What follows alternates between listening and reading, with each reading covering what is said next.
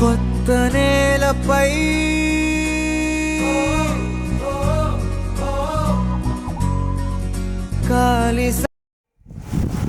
ఒక చిరు దీపంగా వెలిసినటువంటి ఈ విద్యా దీపము నేటితో 37 సంవత్సరాలు పూర్తి చేసుకొని నిత్య కళ్యాణం పచ్చతోరణంలో దినదినాభివృద్ధి చెందుతూ ఉన్న అమర్ విద్యా మందిర ప్రాంగణాన నిర్వహిస్తున్న అష్టావధాన సాహిత్య సమ్మిళిత మాతృభాషోత్సవానికి విద్యార్థులు, తెలుగు సాహితీ సరస్వతాభిమానులందరికీ అమర్ విద్యా మందిరం పాఠశాల తరపున కవులకు, కళాకారులకు, రచయితలకు సుస్వాగత సుమాంజలతో మా మనఃపూర్వక స్వాగతాంజలిని ఘటిస్తూ దీశాలి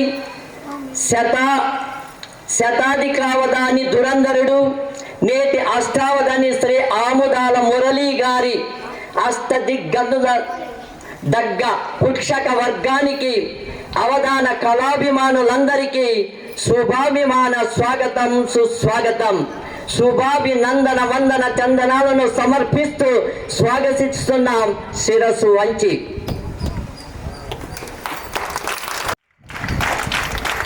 దేశ భాషలందు తెలుగు క్రీడాభిరామాయణమునందు దేశ భాషలందు తెలుగు లెస్సన్న అలనాటి శ్రీకృష్ణదేవరాయల యొక్క ఆముక్త సత్యం చేయడానికి గంపడ సంతానంతో ఉన్నా కూడా గాబర పడకుండా ఈరోజు ఈ గ్రామమునందు ఇంత సువిశాలమైనటువంటి ప్రాంగణంలో తెలుగు భాష యొక్క ఔన్నత్యాన్ని దశ దిశలా వ్యాపింపచేయాలన్నటువంటి సదుద్దేశముతో ఒక గొప్ప కార్యక్రమాన్ని తలపెట్టినటువంటి అందరికీ, ఈ వ్యవస్థాపకులకు కూడా, కుటుంబ సభ్యులకు కూడా, ఇదే ఈ సభా వేదిక తరపున వారికి కూడా శుభాభివందనాల్ని స్వాగతిస్తున్నాను.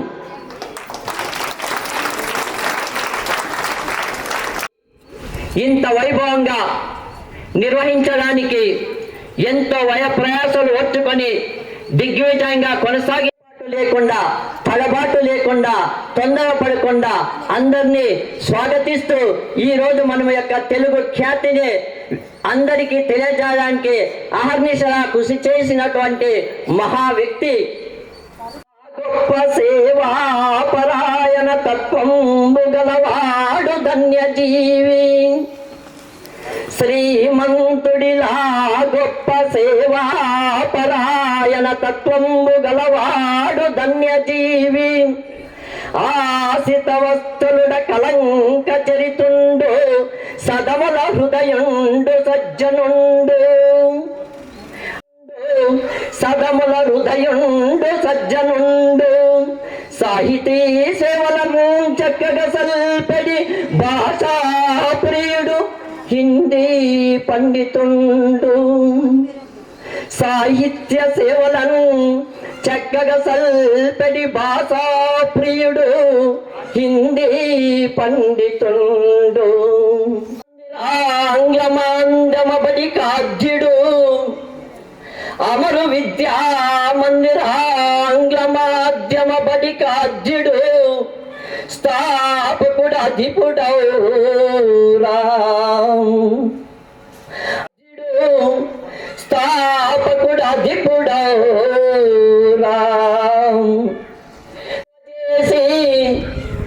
తెలుగు భాషాభిమానమును స్వాగతించి, తెలుగు భాషాభిమాని అయి తెగువ చేసి, స్వచ్ఛ అష్టావధానమును స్వాగతించి, కనుడు పూజుడమానుల్ల గౌరవించే, ధన్యవాదములు వారికి తరిని నేడు,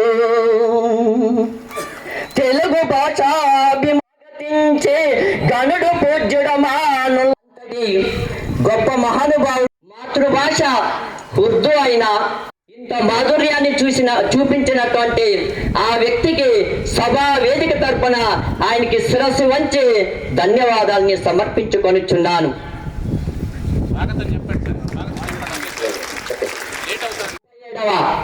పాఠశాల వార్షికోత్సవ సందర్భంగా ఏర్పాటు చేసుకున్నటువంటి ఈ సభా వేదిక పైకి అధ్యక్షులుగా ఇచ్చేసి ఈ సభను దిగ్విజయంగా కొనసాగించవలసిందిగా కరతలాధ్వనులతో వారిని స్వాగతిస్తున్నాను.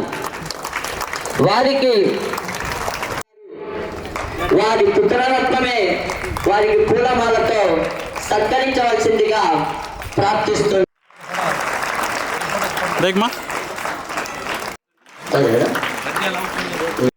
అలనాటి బోన విజయంతో పోలిన ఈనాటి అభినవ భువన విజయంలో సుప్రసిద్ధ ప్రేక్షకుల ప్రశ్నలకు సమరం సాగించి పూలమాలతో దర్శిస్తూ వారిలో ఉన్నటువంటి ఔన్నత్యాన్ని జ్ఞానాన్ని బయటికి తీసుకొని రావడానికి అహర్నిశలు శ్రీ గురువేపల్లి నరసింహుల గారు రిటైర్డ్ ప్రిన్సిపాల్ కళ్యాణదుర్గం ఎన్నో అవధానాలు వారిని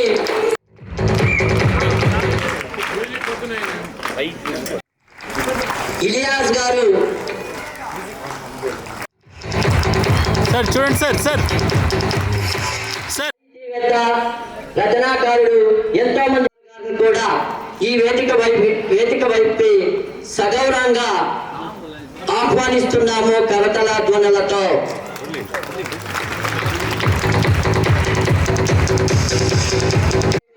రియాజ్ గారు పూలమాలతో సత్కరిస్తున్నారు. కరతల ధ్వనులతో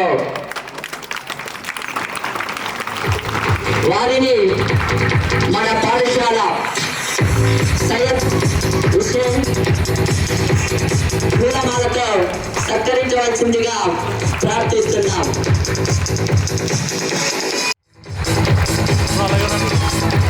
పండితులు కల్లూరు వాస్తవులు వారిని కూడా ఈ వేదిక పైకి సగౌరవంగా ఆహ్వానిస్తున్నాం. వారిని ఆఫీస్ పుష్పమాలతో సత్కరించవలసిందిగా ప్రార్థిస్తున్నాం.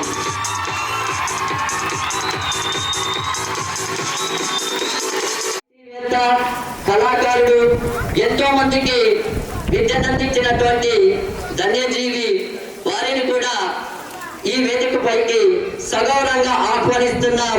రిటైర్డ్ తెలుగు పండితులు సేవా మందిరం వారిని పుష్పమాలతో సయ్యద్ అలీ గారు సత్కరించవలసిందిగా ప్రార్థిస్తున్నాం.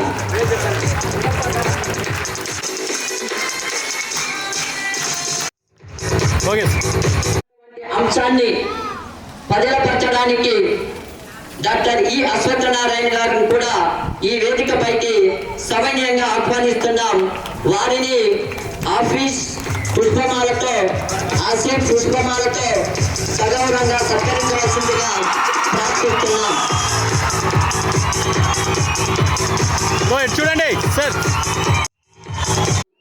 అప్రస్తుత ప్రసంగం షేక్ నబీర్ షల్ గారు కూడా ఈ వేదిక పైకి విచ్చేయవలసిందిగా ప్రార్థిస్తున్నాం. సార్ ఎన్నో సేవా సంస్థలకు పనిచేసి వారు కూడా ఎన్నో అవధానాల్లో పాల్గొని తనదైన శైలిలో ఆయన తెలుగు భాషకు సేవ చేశాడు. అలాంటి వారిని కూడా వేదిక పైకి ఆహ్వానిస్తూ వారిని మన ఫరూక్ గారు పూలమాలతో సత్కరించవలసిందిగా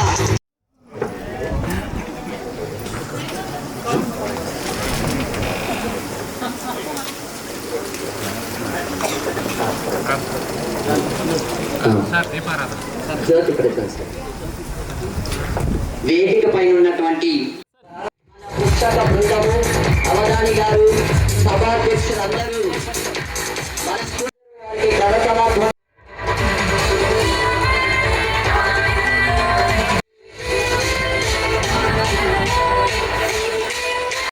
సార్ అందరికీ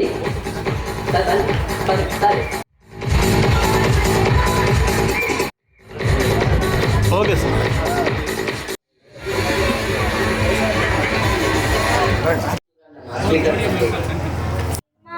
महागणपति मनसा स्मरामि महागणपति महादेवसुतं गुरुगुहानुतं मारकोटिप्रकाशं महाकाव्य नाटकादिप्रियं मूषिकवाहनमोदकप्रियं महाकाव्य नाटकादिप्रियं गणपतिं मनसा स्मरा देवादिवन्दित महागणपतिं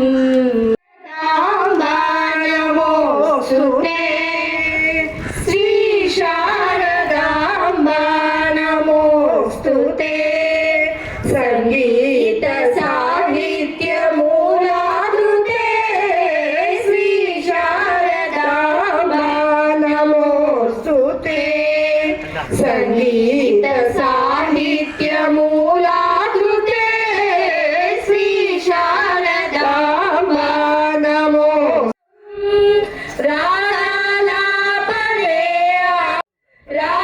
रालापले आवाहनं गलपीठमे रत्नं सरिगमे नीराजनं ना प्राणमे निवेदनं नादानमे नीराजनं ना प्राणमे निवेदनं तुलपदगमिता ललित लय जनिता मृदुलपदगमिता काव्यगानलोला शङ्कराच्युतादि सकलतिमिर सन्नुत श्री शारदाम्बा नमोऽस्तुते संगीत साहित्य मूलाधृते श्री शारदाम्बा नमोऽस्तुते नमोऽस्तुते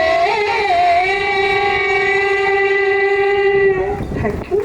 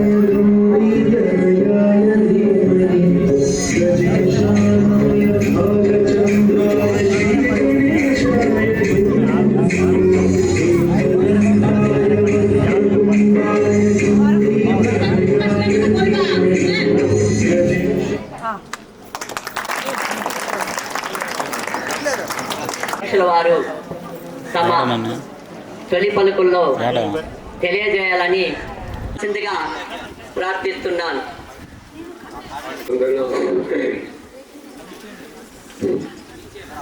సభావేదికను అలంకరించినటువంటి పెద్దలకు, సభకు హాజరైనటువంటి పెద్దలకు,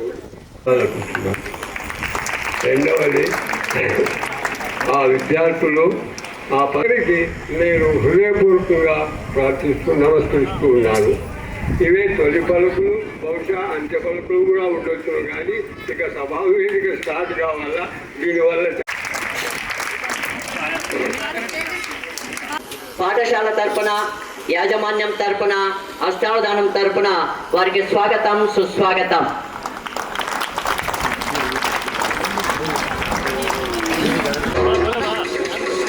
బ్యాగ్ ఆడుంది, పెద్ద బ్యాగ్ జిప్పులు వేసింది, అది పైంది మాత్రమే.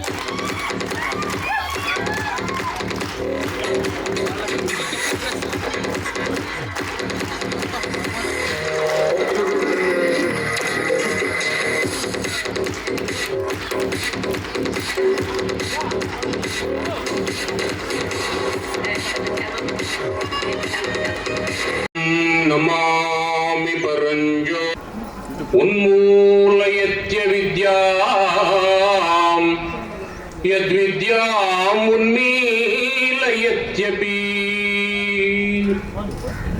శ్రీ కళ్యాణ పరంపరాస్పదము రాశీభూత విజ్ఞానమున్ లోకాధీశ్వర లోకజాల సృజనాలో స్థిరావాసము నాకుందిక్కగు వెంకటే స్థితిలోనైన పొట్టకై నీ కాళ్ళు పట్టుకొనను. ఏ జన్మలోనైనా ఏ స్థితిలోనైనా పొట్టకై నీ కాళ్ళు పట్టుకొనను.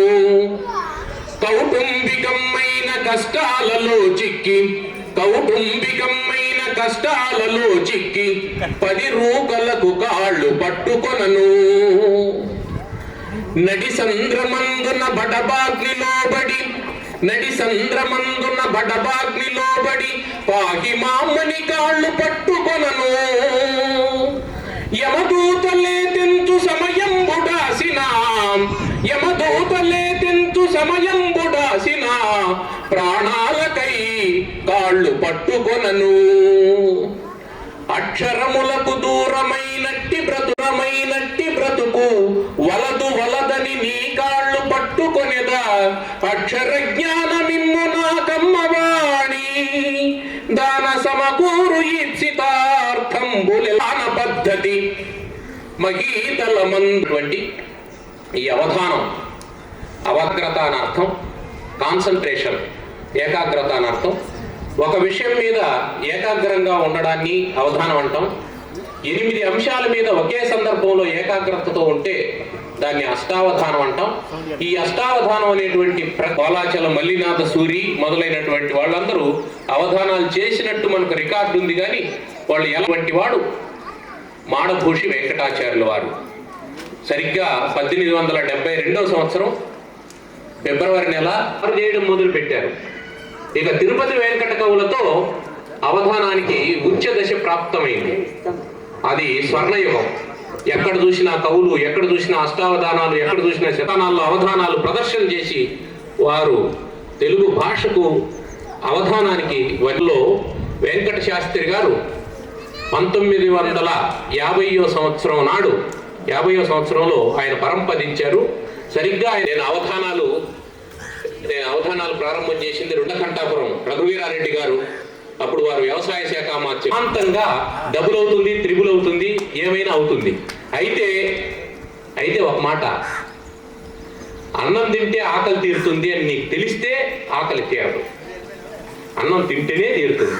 కాబట్టి నేను చెప్పేది మీరు పాటిస్తేనే సాధ్యం అవుతుంది. వినాలి, పాటించాలి. నిషిద్ధాక్షరి అనే అంశం ఎట్లాంటిదంటే, ఒక అంశాన్ని వర్ణించమని చెప్తారు. ఆ అంశాన్ని వర్ణించడానికి నేను ప్రారంభం చేయగానే ఉదాహరణకి బడిని గురించి వర్ణించమన్నారు. నేను బడి అందాం అనుకొని బా అంటాను, సారు డా వద్దు అంటారు. డా వద్దు అన్నారంటే అర్థం ఏంటంటే, డా గుణింతం పూర్తిగా రాకూడదు, దాతో ఉండేటువంటి సంయుక్తాక్షరాలు రాకూడదు, దాతో ఉండేటువంటి ద్విత్వాక్షరాలు రాకూడదు. అవేవి రాకుండా నేను ఇంకేదో అక్షరం చెప్పుకోవాలి. మొత్తానికి పద్యం అయిపోయే సమయానికి వారు కోరినటువంటి అంశం పద్యంలో రావాలి. ఇది నిషిద్ధాక్షరి. నిషేధం అంటే వద్దు అని చెప్పడం, నిషిద్ధం అంటే వద్దు అనడం. ఆయన వద్దు అంటుంటారు, నేను చెబుతూ ఉంటాను, చివరికి పద్యం వస్తుంది. ఇది మరి ఈ నిషేధాక్షరికి మన జీవితానికి ఏం సంబంధం అంటే, నీకు ఆటంకాలు ఎన్నో వస్తూ ఉంటాయి. ఆయన వద్దు అన్నంత మాత్రాన బా అన్నాము, డి వద్దనేసారు, ఇంకేం చేసేదిరా భగవంతుడు అనుకుంటే ముందుకు పోలేము. నువ్వు ఇంకొక మార్గాన్ని వెతుక్కోవాలి. There will be a 101st there will be a 101st door to open for you, even the 100 doors will close. 100 ద్వారాలు మూసి ఉన్నా సరే 101వ ద్వారం నీ కోసం తెరుచుకోవడానికి సిద్ధంగా ఉంటుంది. కాబట్టి డోంట్ రిటైర్, నీ ప్రయత్నాన్ని ఆపకు అని చెప్పేదే నిషిద్ధాక్షరి. దాంట్లోకి ఇప్పుడు మనం ప్రవేశిస్తున్నాం. జాగ్రత్తగా చూడండి. నిషిద్ధాక్షరి అంశాన్ని ఇవ్వాల్సిందిగా గురవేపల్లి నరసింహులు గారిని కోరుతూ ఉన్నాను. అభ్యుదయ పరంపరాభివృద్ధిగా అవిచ్ఛిన్న సంప్రదాయార్థినై ఈ అష్టావధాన సాహితీ క్రతువును ఈ నిషిద్ధాక్షరితో ప్రారంభం చేస్తూ ఉన్నాం. పది కానివ్వండి, పక్కన ఉండే లేపాక్షి కానివ్వండి, చరిత్ర ప్రసిద్ధాలు కాబట్టి అక్కడ లేపాక్షి కోసం నిశరావైన అన్నట్లుగా ఉన్నాడు కాబట్టి నాంది అన్నారు కాబట్టి ఆ నందీశ్వరుని గురించి ప్రార్థన చేస్తాం. నంది ప్రార్థన పెట్టుకోండి, మైక్ మీద పెట్టుకోండి. మొదటి అక్షరం వేనా శ్రీకారంతో మొదలు పెడతాం. ఆ రెండో అక్షరం కూడా వదిలేశారు కాబట్టి వేసుకుంటాం.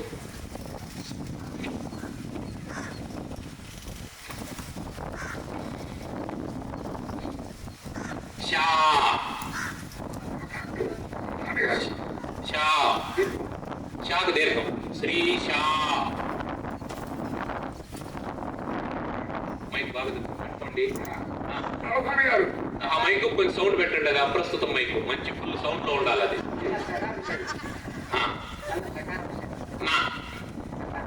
నా షకారం నిషేధం అన్నారు.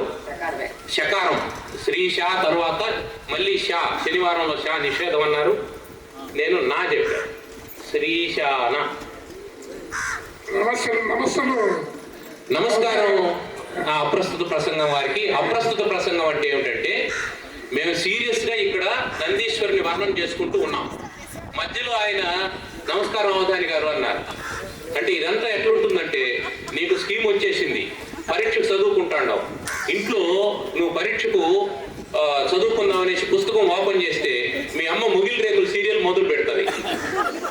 ఇప్పుడు నీ ఆలోచన నీ పాఠం మీద ఉంటుందా, ముగిల్ రేకుల మీద ఉంటుందా? వద్దంటే కూడా ముగిల్ రేకుల వాసన వస్తూ ఉంటుంది, నీ ముక్కు తాకుతా ఉంటుంది. అది అయితే నువ్వు ముగిల్ రేకుల మీద నీ బుద్ధిని పోనిచ్చినావు అనుకో, రేపేమవుతుంది? ట్యాపులు 2 గంటల్లో 2 ట్యాపులు ఉంటాయి. అవి తిప్పాల్సిన పని లేకుండానే జలజల నీళ్లు కారుతూ ఉంటాయి. ఆ పరిస్థితి రాకుండా ఉండాలంటే మన బుద్ధిని మన విషయం మీద కేంద్రీకరించాలి. మీరు చెప్పండి సార్ ప్రశ్న. సభా సరస్వతికి నమస్సులు. తొందరపడి ముందే కూర్చున్న 10వ తరగతి బాలికలు, ఈరోజు 10వ తరగతి బాలికలు గర్భం దాల్చి పిల్లలు వెళ్తున్నారు. ఉపాధ్యాయులు కట్టడి చేస్తే వాళ్ళు బద్నాం అవుతారు, కట్టడి చేయకపోతే ఈ అవరోధాలు జరుగుతాయి. దీనికి తోడు కీచక ఉపాధ్యాయులు కూడా బయలుదేరుతున్నారు. ఈ విద్యా వ్యవస్థ మీద సమాజానికి మంచి ఏదైనా సందేశం ఇవ్వాల్సిందిగా అనుకుంటున్నాను. విద్యా వ్యవస్థ మీద మంచి సందేశం అడిగారు. ఏం ఇబ్బంది లేదు. విద్యా వ్యవస్థ అనేది అసలు విద్య అంటే జ్ఞానము, టు నో అని అర్థం. విద్య టు నో, తెలుసుకోవడం అని అర్థం. ఏమి తెలుసుకుంటే జీవితం అద్భుతంగా ఉంటుందో దాన్ని తెలుసుకోవాలి. ఏది తెలుసుకుంటే జీవితం పాడైపోతుందో దాన్ని వదిలేయాలి. ఎక్కడైనా సరే విద్యార్థులు గుర్తుపెట్టుకోవాల్సింది ఒకటే, భగవంతుడు మీకు 2 అద్భుతమైనటువంటి వ్యవస్థలను ఇచ్చాడు. ఒకటి మీ పొట్ట, ఇంకోటి మీ మెదడు. ఈ రెండింటినీ డస్ట్బిన్లు కాదని మీరు గుర్తుపెట్టుకోవాలి. Your stomach is not a dustbin. కాబట్టి don't throw each and everything which available on the road side. కనిపించిన ప్రతి చెత్తను లోపలికి తోయొద్దు. అదేవిధంగా నీ మెదడు కూడా డస్ట్బిన్ కాదు. కాబట్టి కనిపించిన ప్రతి చెత్తను సెల్ ఫోన్ ఓపెన్ చేసి ప్రతి చెత్తని ఎత్తి లోపలికి వేయద్దు. నీ మెదడు చెత్త బుట్ట కాదు, నీ పొట్ట చెత్త బుట్ట కాదు. ఇది ఒక్కటి గుర్తుపెట్టుకున్నారంటే విద్యా వ్యవస్థ అద్భుతంగా మారుతుంది. ఇది పిల్లలు గుర్తుపెట్టుకోవాలి, అధ్యాపకులు గుర్తుపెట్టుకోవాలి, వాళ్ళ పైన ఉండే వాళ్ళు కూడా గుర్తుపెట్టుకోవాలి. సార్ నా తర్వాత నిషేధం చెప్పండి. రా నిషేధం అన్న.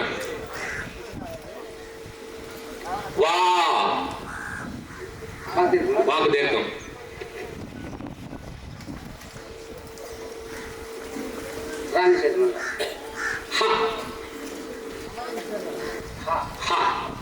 శ్రీశాన వాహ. మీరు అడిగిన నంది వచ్చింది.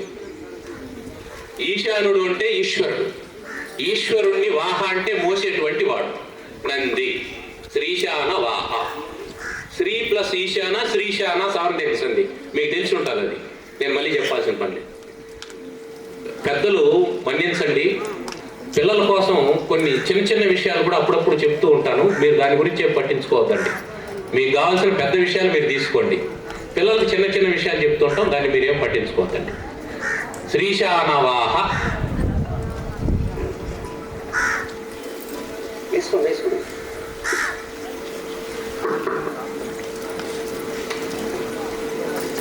సైలెంట్ పెట్టేయండి సార్ ఫోన్.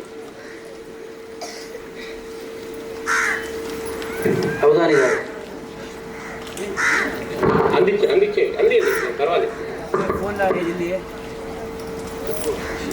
20 ఇస్తారా? 20 అక్షరము తా. 20 ఇస్తున్నారా? 20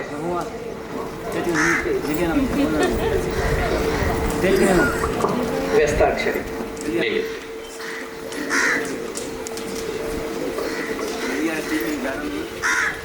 ఆ తర్వాత మీరు నిషేధం చేశారు, చేసుకో. ఇప్పుడు ఇది వ్యస్తాక్షరి. వ్యస్తం అంటే అస్తవ్యస్తం అని అంటూ ఉంటాం మనం. అంటే ఒక ఆర్డర్లో ఉండేటువంటి దాన్ని డిజార్డర్లో ఇస్తారు. ఇది ఎందుకో చెప్తాను మీకు.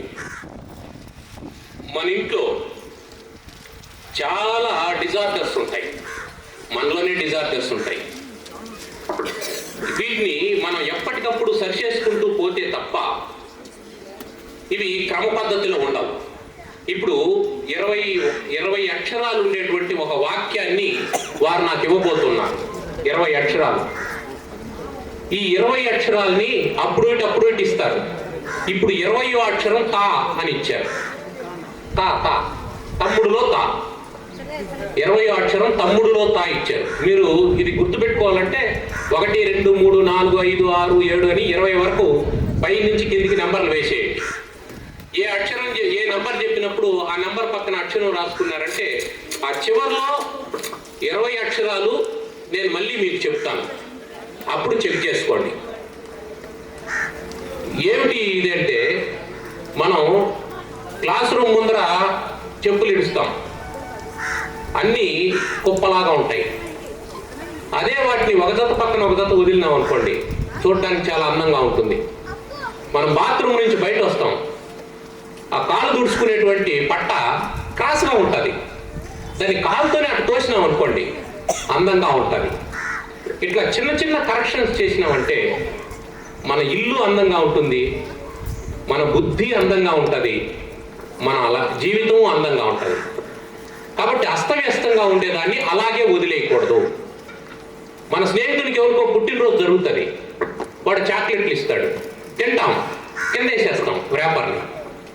దాన్ని జోబులో పెట్టుకొని డస్ట్బిన్లో వేసామనుకోండి, క్లాస్ రూమ్ అందంగా ఉంటుంది. లేకపోతే అది చెత్త కుప్పలాగా ఉంటుంది. ఆ చెత్త కుప్పలో కూర్చున్నటువంటి ఈగలాగా నువ్వు కనిపిస్తావు, చెత్త కుప్ప మీద వాలిన ఈగలాగా. అట్లా ఉండకూడదు అనే సందేశాన్ని ఇచ్చేటువంటిది ఈ వ్యస్తాక్షరి. కాబట్టి 20వ అక్షరం తా. 20వ అక్షరం తా. గుర్తుపెట్టుకుంటారా? 20వ అక్షరం తా. ఇదిగోండి పడేస్తాను.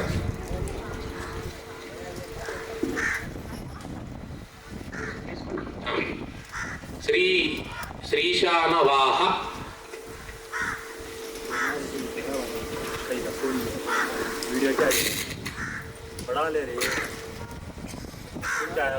దా దా దా దా దాకు దీర్ఘం. మా కంపదూరులో జానపదంలో పాట పాడుకుంటారు.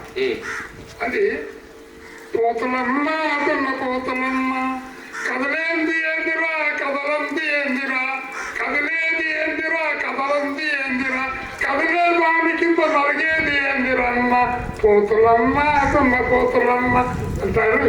ఏముంటుంది సార్, ఏమేంటుంది సార్? ఈ కాలం పిల్లలకి అది తెలిసి ఉండకపోవచ్చు, మా కాలానికి తెలుసు. తిరగలి, విసురురాయి అంటారు దాన్ని, తిరగలని అంటారు. దాంట్లో 2 రాళ్ళు ఉంటాయి.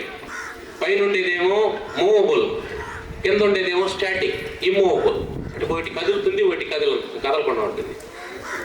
దాని మధ్యలో ధాన్యం పోస్తే అది నలుగుతూ ఉంటుంది. అది కదిలేది పై రాయి, కదలంది కింద రాయి. కదిలే రెండింటి మధ్య నలిగిపోయేది మనం పోసినటువంటి రాగులు. దా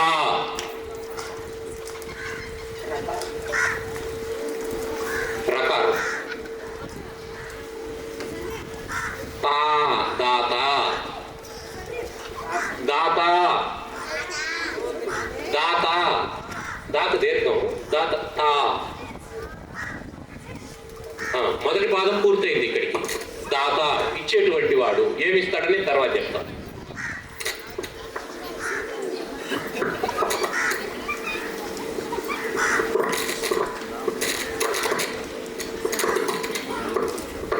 తర్వాత అంశం సమస్యాపూర్ణం. సమస్యాపూర్ణం అంటే ఒక పద్య పాదం ఇస్తారు. సాధారణంగా అది 4వ పాదం అయి ఉంటుంది. అట్లాంటి పద్య పాదం ఇస్తారు. అది కొంచెం అస్తవ్యస్తంగా ఉంటుంది. కప్పను చూడంగా పాము గడగడ వణికెన్ అని ఇస్తాడు. కప్పను చూస్తే పాము ఎక్కడైనా వణుకుతుందా అని అనుకుంటాం. దాన్ని పూరించేటువంటి పద్ధతి ఏమిటంటే, కుప్పల కావలికే గగ చెప్పులు కర్రయును బోని శీఘ్రముగాగన్ చప్పుడు చేయుచుజను వెంకప్పను చూడంగా పాము గడగడ వణికెన్. వెంకప్ప అనే ఒక ఆయన కుప్పల కావలి కోసం చెప్పులు కర్ర చేత పట్టుకొని శబ్దం చేస్తూ పోతా అంటే ఆయన్ని చూసి పాము బయలుతూ వణికింది. కాబట్టి కప్ప వెంకప్ప అయిపోయింది. ఎట్లా సమస్య పూర్ణం ఉంటుంది. ఇప్పుడు వారేమి సమస్య ఇస్తారో చూద్దాం. ఇప్పుడు మీరు దీన్ని గుర్తుపెట్టుకోవాల్సింది ఏంటంటే, పద్యం పూర్తిగా చెప్పడం లేదు, ఒక్కొక్క లైనే చెప్తూ ఉంటాను.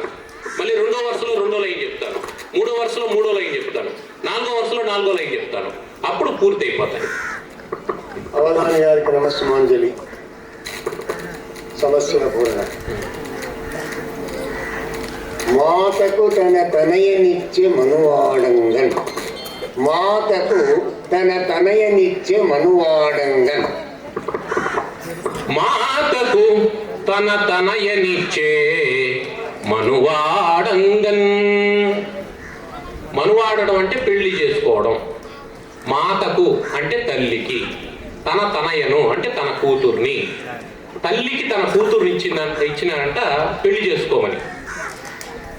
అంటే ఆడవాళ్ళు ఎట్లా పెళ్లి చేసుకుంటారు? కుదరదు కదా. ఇది దీంట్లో ఉండేటువంటి వైరుధ్యం. దీన్ని పరిష్కరించాలా. ఇదెందుకయ్యా మనకు అంటే, సమస్యలు అనేవి వస్తూ ఉంటాయి బాబు. సమస్యలు పరిష్కరించుకోవడమే జీవితం అంటే. చాలా మంది ఏం చేస్తారు, సమస్య వచ్చింది అనేసి ఇంకా జీవితం అయిపోయింది, ఇంక లేదు అని ఎట్లుండేటువంటి దండని ఎట్టేసుకుంటారు. అప్పుడు మళ్ళీ దండ ఎట్టబడుతూ ఉంటుంది. అర్థమైందా? కాబట్టి జీవితం మనం వదిలితే పోకూడదు. ఆ జీవితం దానంతగా అది పోవాలి. కాబట్టి సమస్యలు వచ్చినప్పుడు ఏం చేయాలా? దాన్ని ధైర్యంగా ఎదుర్కోవాలి. తాతకు తన తనయనిచ్చే, మాతకు తన తనయనిచ్చే మనువాడంగన్.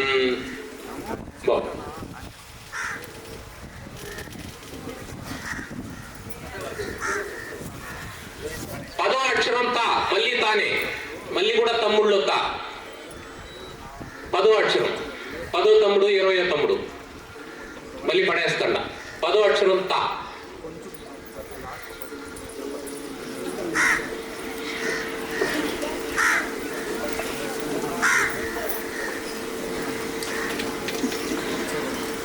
మాతకు తన తనయనిచ్చే మనువాడంగన్.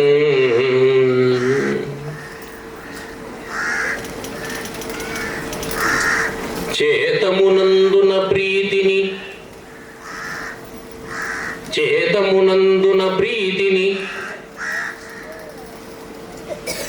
మొదటి పాదం అయింది.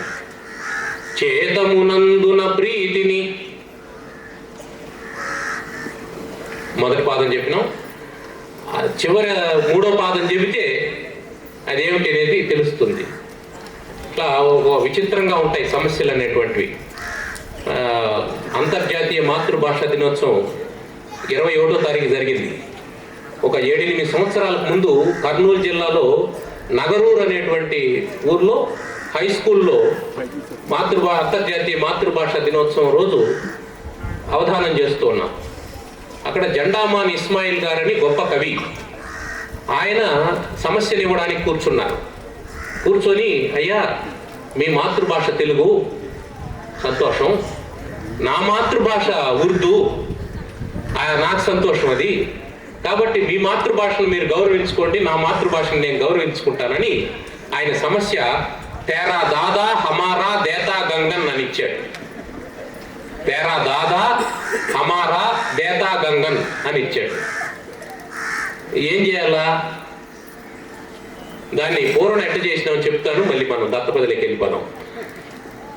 ఈ రాళ్ళు పగులు వేసవి గోరాటవి నడచి నడచి కృంగితి, నాకు నీరము చెంబెడు వేగమే తేరాదా దాహమారదే తాగంగన్. తేరా దాదా హమారా దేతా గంగన్ అనేదాన్ని తేరాదా తేవచ్చు కదా, దాహమారదే దాహం తీరిపోతుంది కదా తాగంగన్ తాగితే. అట్లా అంటే సమస్యని పరిష్కరించుకోవడానికి మనకు సమయస్ఫూర్తి ఉండాలా. సమస్య ఎప్పుడు గుర్తుపెట్టుకోండి, పరిష్కారం ఉంటేనే సమస్య వస్తుంది. పరిష్కారం ఉంటుంది, అది మనకు తెలియదు, దాన్ని మనం సమస్య అనుకుంటాం. పరిష్కారం తెలిసిపోయిందంటే అది సమస్యే కాదు. దత్తపది అంటే 4 పదాలు ఇస్తారు. ఆ 4 పదాలని వారు కోరినటువంటి వృత్తంలో, వారు కోరినటువంటి అంశంతో మనం పద్యంగా చెప్పాల్సి ఉంటుంది. అది దత్తపది అంశం.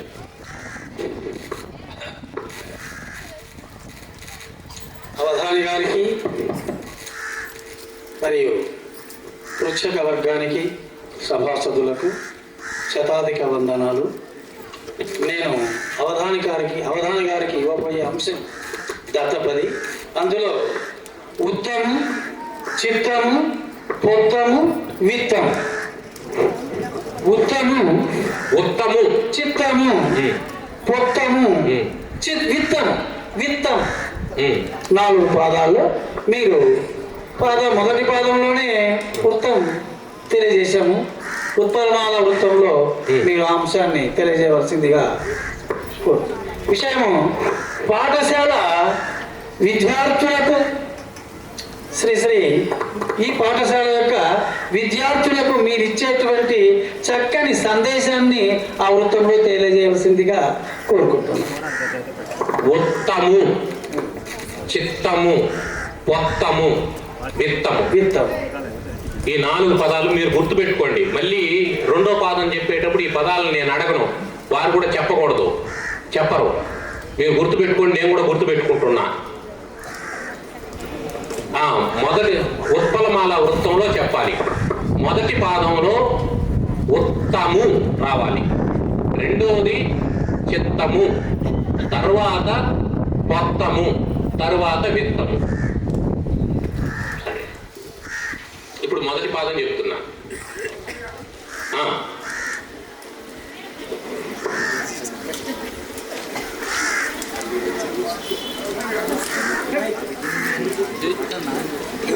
అప్రస్తుతం వాళ్ళకి మైక్ సరిగా ఇవ్వకపోతే అవధాని ఏదో కుట్ర చేసినాడని అనుకుంటారు. ఇక్కడ కుట్ర చేయడానికి ఏమీ లేదు. కాబట్టి అవధాని మైక్ కొంచెం ఇటు అటు ఉన్నా అప్రస్తుతం వాళ్ళ మైక్ బాగా పనిచేసేటట్టు ఇవ్వండి. సార్, మీరు శతావధాని గారు, మీతో మీరు వస్తున్నారు.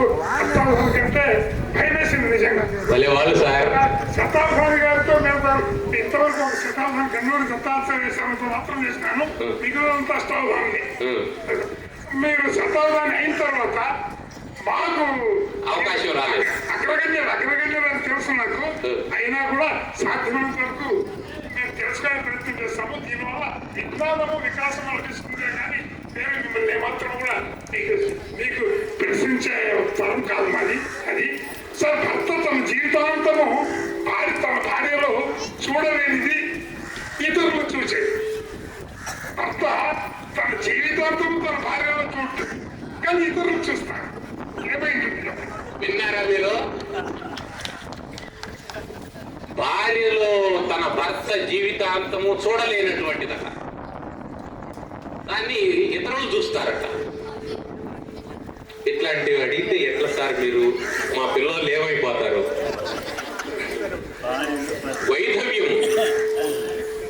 వైధవ్యము.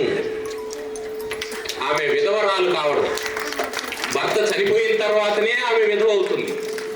అది భర్త చూడలేడు, మిగతా వాళ్ళు చూస్తారు.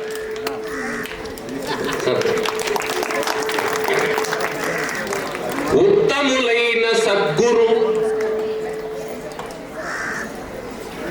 ఉత్తములైన సద్గురు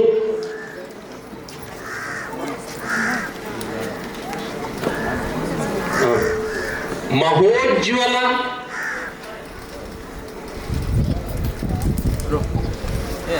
ఉత్తములైన సద్గురు మహోజ్వల బోధనలెల్ల శ్రద్ధతో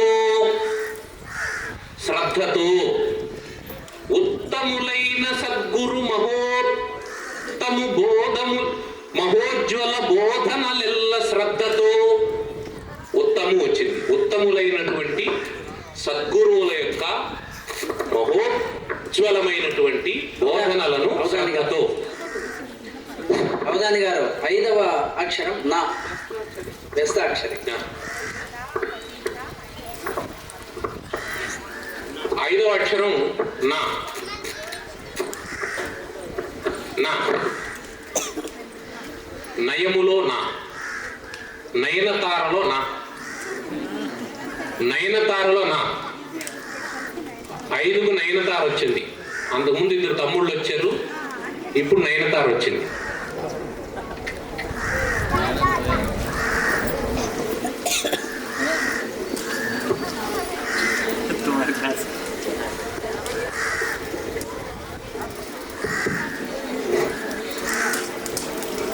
ఉత్తములైన సద్గురు మహోజ్వల బోధనలెల్ల శ్రద్ధతో. తర్వాత చిత్తము, తర్వాత ఆసు. అవధాని గారు, అన్నమాచార్యుల వారు తందనాన అని ఒక జానపద గేయాన్ని వాళ్ళు చక్కగా పాడి వినిపించారు. అదే భావాన్ని ఒక శీర్షపద్యంలో చెప్పమని కోరుతున్నాను రాసుగా.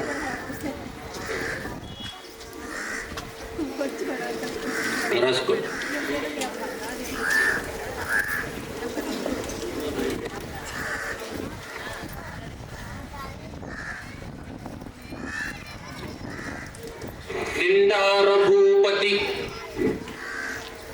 నిండార భూపతి నిద్రించు నిద్రకు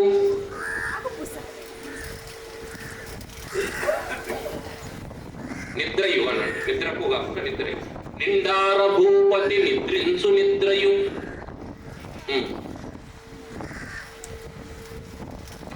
బంటు నిద్రయు నొక్క పగిది నుండు. బంటు నిద్రయు నొక్క పగిది నుండు.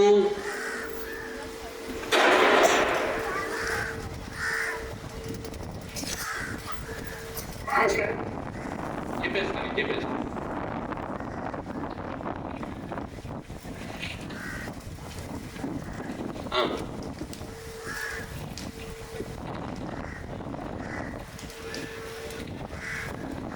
ఉడమి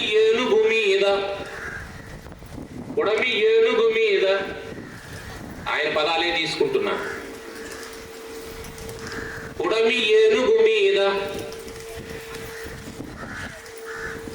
కొడగాంచు నిండకు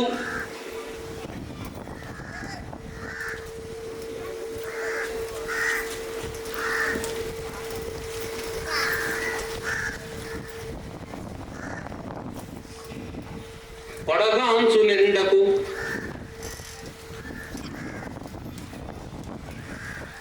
కొడగాంచు నిండయు అనండి. కొడగాంచు నిండయు దోమపై నిండయు తోచునపట, దోమపై నిండయు తోచునపట,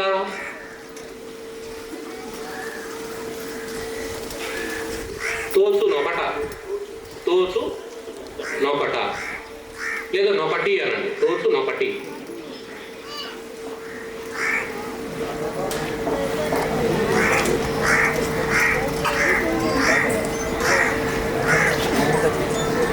చండాలుడుండేటి, చండాలుడుండేటి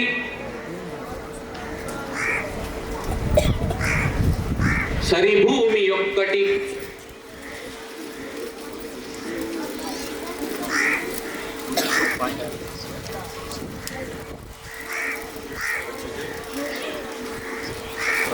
సరిభూమి యొక్కటి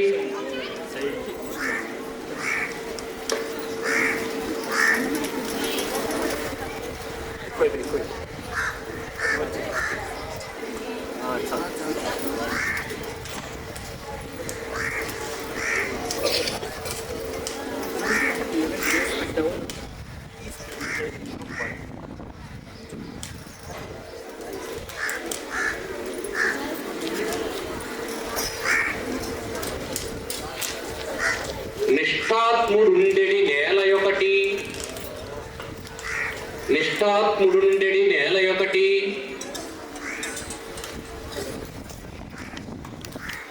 నిష్ఠాత్ముడుండెడి నేల ఒకటి,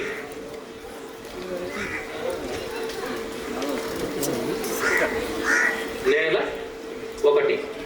ఒకటే అంటారు, ఒకటే అంటారు. దేవుడు దీర్ఘం లేకుండా ఒకటే అంటారు. నేల ఒకటే.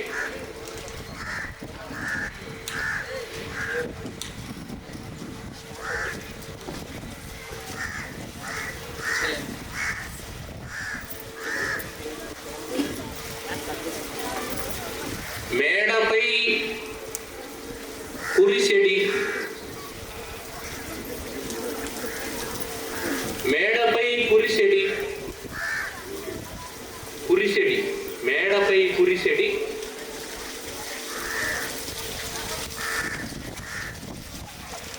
మెరుపు వెన్నెల ఉండే, మెరుపు వెన్నెలయుండే.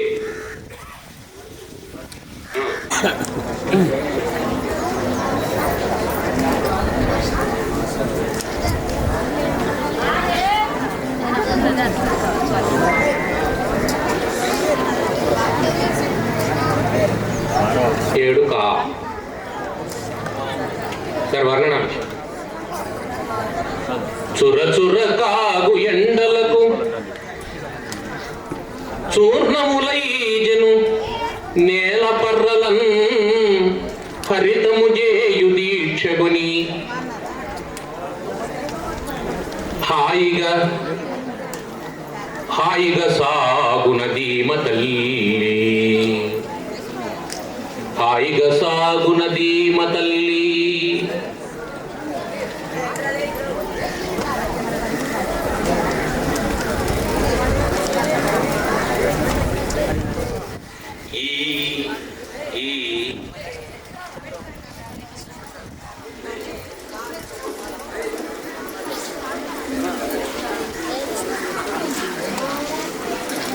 ఈ పరిగి ప్రదేశమందునను, ఈ పరిగి ప్రదేశమందునను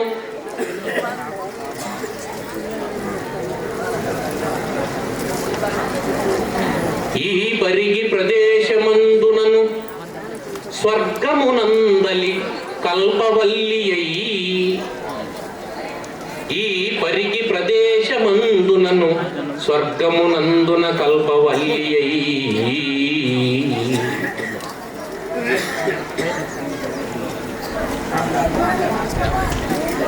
కల్పవల్లి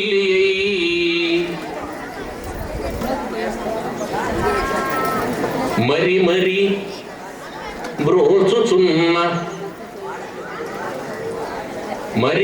బ్రోచుచున్న జయమంగళవాహిని ప్రస్తుతించెదన్ మరి బ్రోచుచున్న జయమంగళవాహిని ప్రస్తుతించెదన్ ఈ పరిగి ప్రదేశమందునను స్వర్గమునందలి కల్పవల్లి మరి బ్రోచుచున్న జయమంగళవాహిని ప్రస్తుతించెదన్.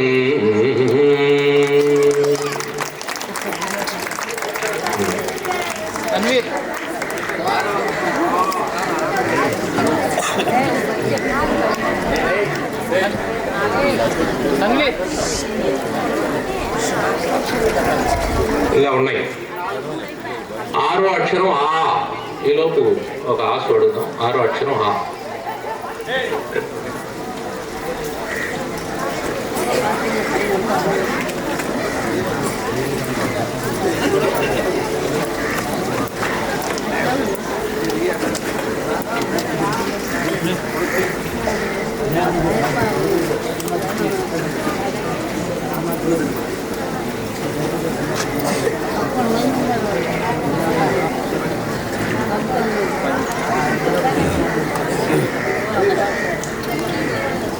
గురువుగారు 17వ అక్షరం ది. 17 ది దాకు గుడి దీర్ఘం. 17 ది.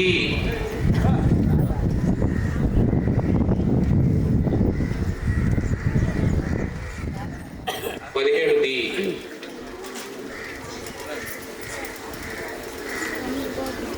17 అక్షరం ది.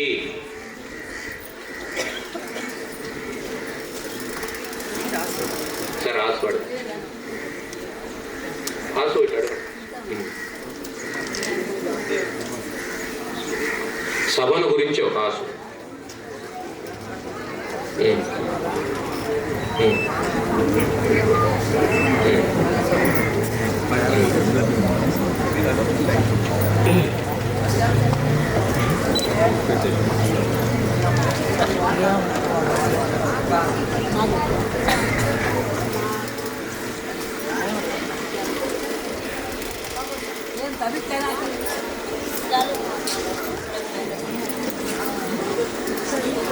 మూడో అక్షరం ఇచ్చారు. మూడు లేదు.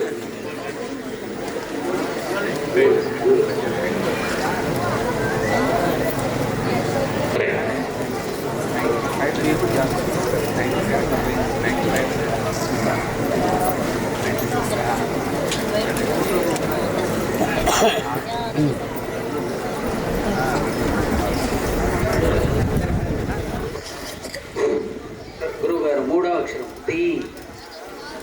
ది దాకు గుడి దీర్ఘం. ఓకే.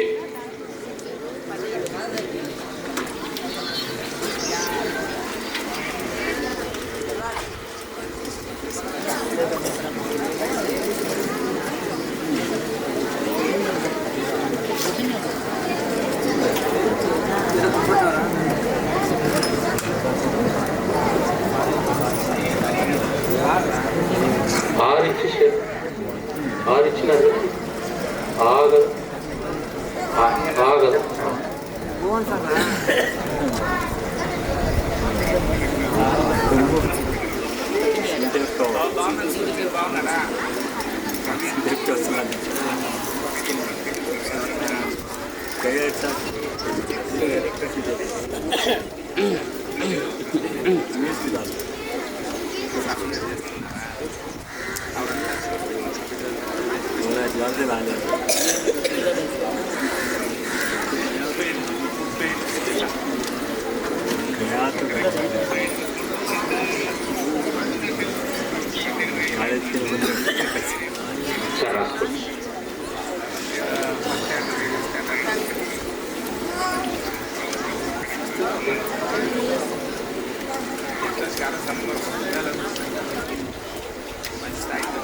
కల్పవృక్ష వృక్షంబు నీడన కలిసినట్లు కల్ప వృక్షంబు నీడన కలిసినట్లు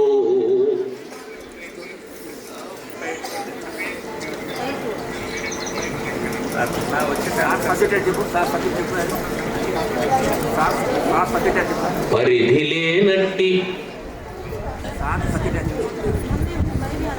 పరిధి లేనట్టి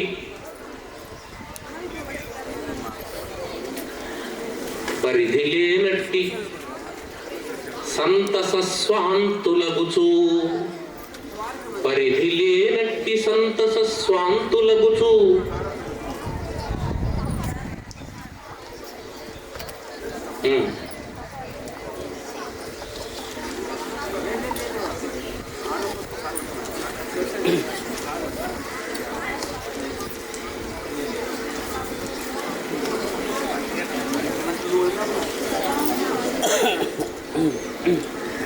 పరిధి లేనట్టి సంతస స్వాంతులగుచు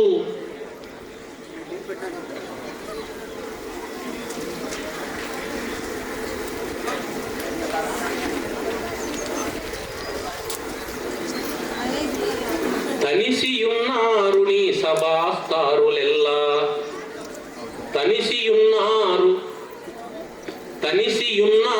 ఈ సభాస్తారులెల్లా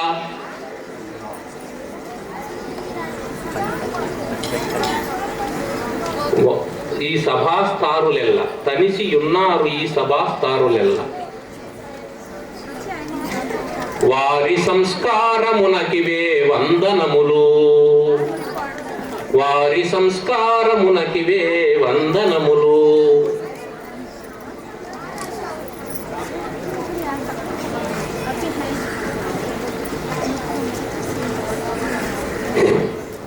గురుగారు 18వ అక్షరం పా.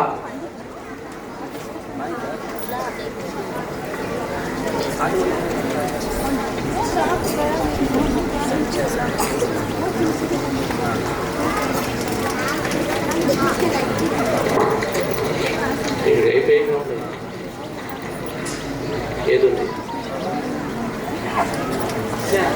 ఎన్ని వాటితో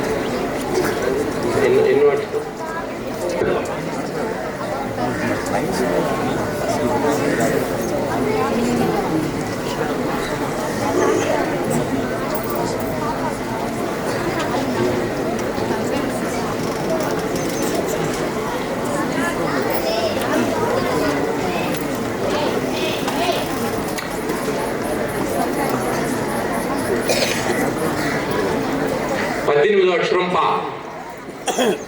పరమేశ్వరుడు పా.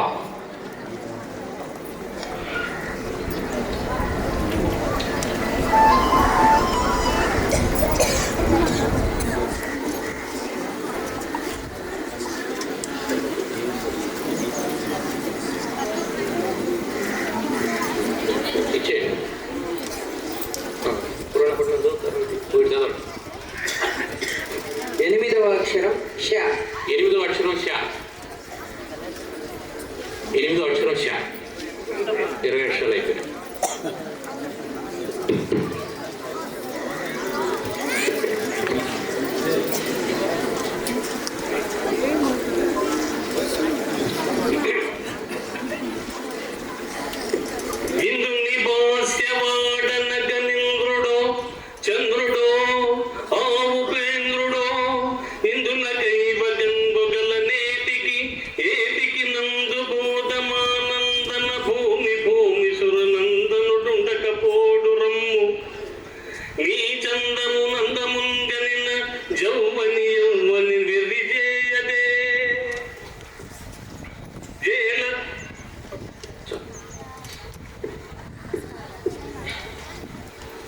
సాహితీ సమరాంగణ సార్వభౌముడుగా ప్రసిద్ధికెక్కినటువంటి వాడు, ఈ ప్రాంతాన్నంతా సుభిక్షంగా పరిపాలన చేసినటువంటి వాడు, పెనుగొండను తన వేసవి విడిదిగా చేసుకుని రాజ్యాన్ని పరిపాలన చేసినటువంటి వాడు, పెనుగొండలోనే పట్టాభిషేకం చేసుకున్నటువంటి వాడు శ్రీకృష్ణదేవరాయలు. ఆయన దాదాపు 11 సంవత్సరాల పాటు యుద్ధాలతోనే గడిపాడు. ఆ తర్వాత ఆయన చక్కగా రాజ్య పరిపాలన చేస్తూ ఉన్నటువంటి రోజుల్లో అక్కడ ఉన్నటువంటి కవులను పోషించాడు, అష్టదిగ్గజ కవులను పోషించాడు. అప్పటికి శ్రీనాథుని కవిత్వంలో ప్రబంధ ధోరణి మలకప్రాయంగా ఉన్నటువంటిది ప్రబంధ పరమేశ్వరుడుగా ఎర్రలలో కొంత ఉన్నటువంటి ఆ ప్రబంధ ధోరణి అల్లసాని పెద్దనలో అది బాగా విస్తృతంగా పురుడు పోసుకున్నది. ఆయనకు ఆంధ్ర కవిత పితామహుడు అనేటువంటి బిరుదుగాంచినటువంటి వాడు అల్లసాని పెద్దన. అటువంటి ఆయన రచించినటువంటి మనుచరిత్ర, ఆ మనుచరిత్ర మార్కండేయ పురాణంలో ఉన్నటువంటి చిన్న కథను ఆధారంగా తీసుకొని విస్తృతమైనటువంటి కావ్యంగా రచించాడు. అందులో ప్రవరుడు నిత్యాగ్నిహోత్రి, నిష్ఠాగరిష్ఠుడు. ఆయన దగ్గరికి ఒక ముని వచ్చాడు, సిద్ధుడు వచ్చాడు. ఆయన ఏమయ్యా ఏం చూసావనంటే, సూచితి సమస్త ఆశావకాశంబుగన్ కేదారేషు భజించితిన్ శిరమునన్ కీలించితిన్ హింగుళా పాదాంబోరుహయుగము ప్రయాగ నిలయం పద్మాక్షు సేవించితిన్ అని చెప్తూ ఈ ఆయన నేల సూచితి సమస్త ఆశావకాశంబుగన్ అని చెప్పన్నాడు. అంటే దిక్కుల్లో ఉండేటువంటి అన్ని పుణ్యక్షేత్రాలను చేసినానంటే ఈయనకు ఆశ్చర్యం వేసింది. అయ్యా ఇవన్నీ చూడాలంటే ఎరకలు కట్టుకున్న మరి ఏండ్లును పూండ్లును పట్టు అని చెప్పన్నాడు. రెక్కలు కట్టుకొని ఎగిరితే కూడా ఏండ్లు పూండ్లు పడతాయి. మరి నీ ప్రాయం చూస్తే నువ్వు చిన్న వయసులో ఉండవనంటే, లేదా మా దగ్గర పాదలేపం అనేటువంటి ఒక ఔషధం ఉంది, దాన్ని పూసుకుంటే ఎక్కడికైనా పోవచ్చు అని చెప్పంటే నాకు కొంచెం పెట్టు అన్నాడు. ఆయన దాని గురించి ఏమీ చెప్పకుండా కాళ్ళకు పూసేసి వెళ్ళిపోయాడు. ఈయన జై హిమాలయాలు అన్నాడు. హిమాలయాలకు వెళ్ళిపోయాడు. ఆ మనసులో తిరిగేటప్పటికి ఆ పాదలేపం కరిగిపోయింది. ఈలోపు అక్కడ ఒక అమ్మాయి కనిపించింది, చక్కని చుక్క వరూధిని అనేటువంటి అమ్మాయి కనిపించింది. ఆ అమ్మాయి ఇతన్ని చూడగానే ప్రేమలో పడింది. ఇతను ప్రేమలో పడలేదు, అమ్మాయి ప్రేమలో పడింది. అంత చక్కని వాడు. సరే అతను వచ్చి ఏమడిగాడు, అమ్మ దారి తప్పోయినాను, దారి చెప్పు అంటే, ఇంతలో కన్నులుండ తిరువెవ్వరి వేడుదు భూసురేంద్ర ఏకాంతమునందునున్న జవరాండ్ర నెపంబిడి పల్కరించులాగింతియగాక నీ వెరుగవేము నువ్వు వచ్చిన తోవ చొప్పు అని చెప్పి వెటకారం ఆడింది. సరే అతను లొంగలేదు, లొంగ తీసుకోవడానికి రకరకాల ప్రయత్నాలు చేసింది. చివరకు కౌగులించుకున్నది కూడా. అయినా సరే ఆయన గట్టిగా వెనక్కి తోసేశాడు. నీవు త్రోవ ఈ చోట భవన్న కాంకురము సోకె కనుంగును మంచు చూపి ఆ పాటల గంది వేదల నెపంబిడి ఏడ్చి మీటిన విచ్చు గొప్ప చనుమిట్టన అసురులు చిందు వందగన్ అని చెప్పి రాశాడు. అదంతా అయిపోయిన తర్వాత ఈయన అగ్నిహోత్రుడిని ప్రార్థన చేశాడు. ఈయన వరణా ద్వీపవతి తటాంచలమునన్ వప్రస్థలి చుంబికాంబరమై ఆ విధంగా ఉన్నటువంటి అరుణాస్పదం అనేటువంటి తన నగరానికి ఆయన వెళ్ళిపోయాడు. వెళ్ళిపోయిన తర్వాత ఏం జరిగింది అంటే, ఈమె ఏడుస్తూ కూర్చున్నది. ఏడుస్తూ కూర్చుంటే చెలికత్తులు ఏమన్నారు, ఆ వచ్చినటువంటి వాడు ఏమైనా ఇంద్రుడా, చంద్రుడా, ఉపేంద్రుడా, వాని కోసం నువ్వెందుకు బాధపడేది? నీ అందము చందముందరిన జవని ఎవని వెరి చేయదే. నీ అందాన్ని చూస్తే ఎవడైనా పడాల్సినటువంటి వాడే, కాబట్టి వాళ్ళతో నీకేముంది, ఇట్లాంటి వాడు ఎవడో ఒకడు వస్తాడు.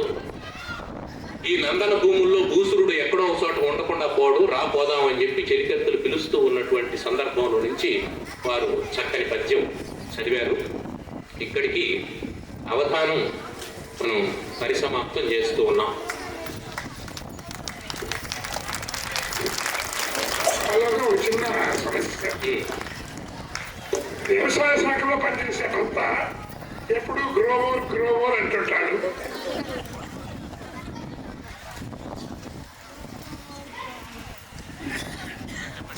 వ్యవసాయ శాఖలో పనిచేసే భర్త ఎప్పుడు గ్రోవర్ అంటుంటాడు. అదే కుటుంబ నియంత్రణ కార్యాలయంలో పనిచేసే భార్య ఏమంటుంది? నో మోర్ అంటారు, అంతే కదా.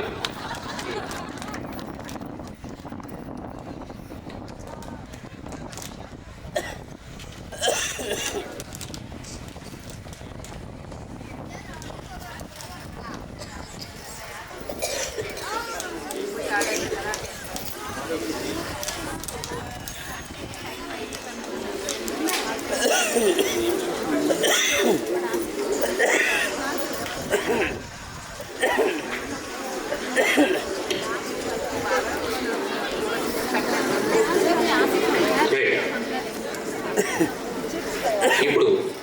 ఈ పద్యాల్ని చెప్పడాన్ని అంతా ధార అంటారు.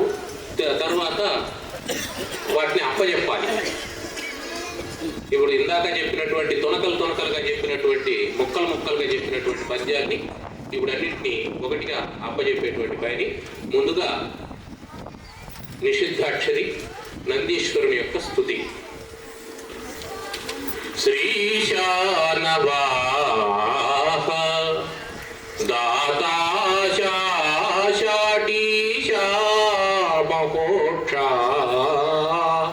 శర్వానందా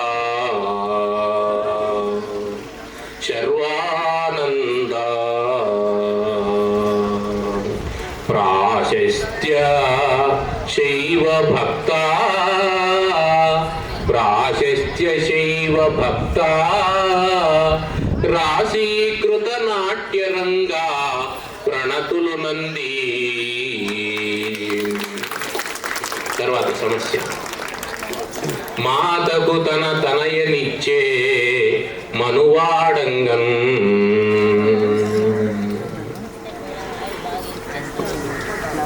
చేతమునందున ప్రీతిని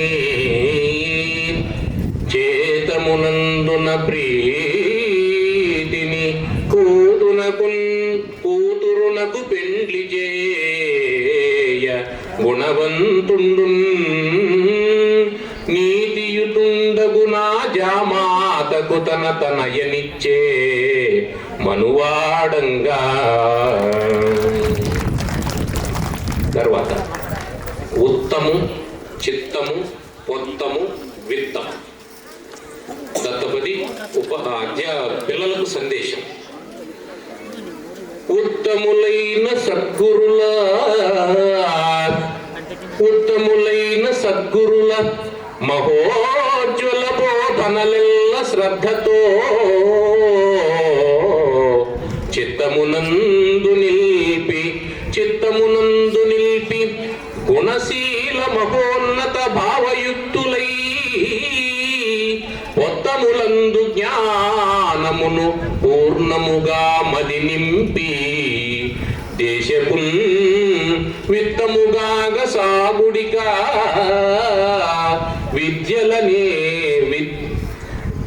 విద్యలనేర్చి శుభంబు మీకగున్.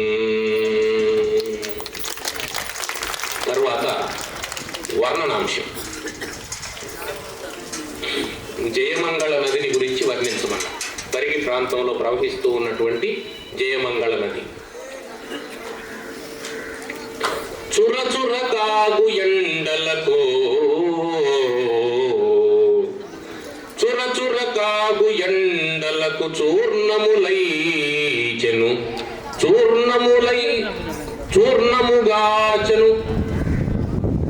చూర్ణముగాచను నేల పర్రలన్ హరితము చేయు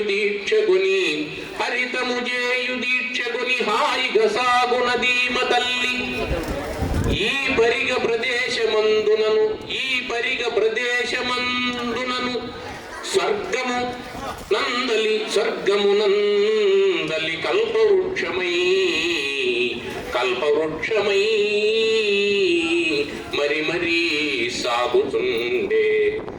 మరి సాగుచుండే జయమంగళవాహిని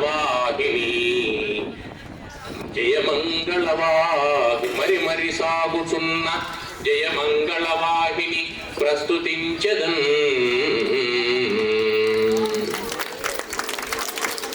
తర్వాత వ్యస్తాక్షరి. అమ్మ దీవెన ఆకాశమంతా, దేవుడి దీవెన దీపమంతా. ఇది ఈ అవధాన కార్యక్రమం. ఇక్కడితో అవధానం ముగిసింది. ఈ అవధానం ఇక్కడ చేయడానికి నాకు అవకాశం కల్పించినటువంటి ఈ పాఠశాల యాజమాన్యానికి, ముఖ్యంగా అమానుల్లా సార్, నేను నిన్న ఉదయం వచ్చాను, కూర్చొని కాసేపు మాట్లాడుకునేటువంటి అవకాశం కలిగింది. వారి జీవితాన్ని గురించి వారు చెబుతూ ఉంటే ఒక మనిషి ఎదగాలంటే ఎంత పరిశ్రమ చేయాలి అనేది అంత పరిశ్రమ చేసి వారు ఈరోజు ఎన్నో ఆటంకాలను ఎదుర్కొని ఇంత అద్భుతమైనటువంటి సంస్థ 13 మంది పిల్లలు ఎక్కడా 1000 మంది పిల్లలు ఎక్కడా అంతగా అభివృద్ధి చేసినటువంటి వారి కృషికి పాదాభివందనం చేస్తూ ఉన్నాను. అటువంటి ఇది కృషి క్షేత్రం. ఈ కృషి క్షేత్రంలో సాహితీ వ్యవసాయం చేసేందుకు అవకాశం కల్పించినటువంటి వారికి వారి పిల్లలు వారి కోడన్లు అందరూ కూడా మరి ఆశ్చర్యకరమైనటువంటి విషయం ఏమిటంటే సయ్యద్ సారు భోజనం దగ్గర నుంచి ఆయనే వడ్డించడం ఇవంతా వారి వినయాన్ని విధేయతను వారికి పెద్దల పట్ల ఉండేటువంటి గౌరవాన్ని అవంతా సూచిస్తుంది. నిజానికి ఆయన ఎవరికో అప్పచెప్పి వెళ్ళిపోవచ్చు, కానీ అట్లా చేయకుండా అన్ని జాగ్రత్తలు తీసుకొని ఇంత కార్యక్రమాన్ని ఇంత అద్భుతంగా ఏర్పాటు చేసినటువంటి వారందరికీ పదే పదే కృతజ్ఞతలు తెలియజేసుకుంటూ ఉన్నాను. ఇక రాష్ట్రీయ వర్యులుగా వ్యవహరించినటువంటి వాళ్ళు అద్భుతమైనటువంటి పండితులు. వాళ్ళు కూడా చక్కనైనటువంటి ప్రశ్నలు వేసి ఆ ప్రశ్నల ద్వారా ఉత్తమమైనటువంటి సమాధానాలు రాబట్టడానికి ప్రయత్నం చేశారు. వారికి కృతజ్ఞతలు తెలియజేసుకుంటూ ఉన్నాను. అప్రస్తుత ప్రసంగం అనేది ఎప్పుడు సభను అలరింపజేయడానికే తప్ప ఎవరిని కించపరచడానికి కాదు. వారు అడిగినప్పుడు కానీ నేను చెప్పినప్పుడు కానీ ఎవరినైనా మేము బాధ పెట్టినట్టు మీకు అనిపిస్తే మనస్ఫూర్తిగా మమ్మల్ని ఇద్దరిని క్షమించాలని వారి తరపున కూడా నేను కోరుకుంటూ ఉన్నాను. అది ఎవరిని కించపరచడానికి చేసేటువంటి ప్రసంగం కాదు, నన్ను డైవర్ట్ చేయడానికి మిమ్మల్ని అలరింపజేయడానికి, అంతే తప్ప దాంట్లో ఏ విధమైనటువంటి ఉద్దేశపూర్వకమైనటువంటి మాటలు ఉండవని తెలియజేసుకుంటూ ఇంతమంది పెద్దలు ఈ సభకు ఇచ్చేశారు, వాళ్ళందరికీ కృతజ్ఞతలు. ఇక పిల్లలు ఉన్నారు, వాళ్ళందరూ కూడా వారి జీవితంలో ఉత్తమమైనటువంటి స్థాయికి ఎదగాలి. రాబోయేటువంటి పరీక్షల్లో ధైర్యంగా ఎంతమంది పండితులు ఉన్నారని అవధాని భయపడితే వేదిక మీద కూర్చోలేడు. ఆ విధంగానే అమ్మో ఇన్ని ప్రశ్నలు ఉన్నాయి అని అనుకుంటే పరీక్షల్లో పిల్లలు కూడా రాయలేరు. మొదట ధైర్యంగా ఉండండి, ధైర్యాన్ని వదలకండి, పరీక్షలకు బాగా చదవండి. మీరు చదివినటువంటి వాటిని మరొక్కసారి మననం చేసుకోండి.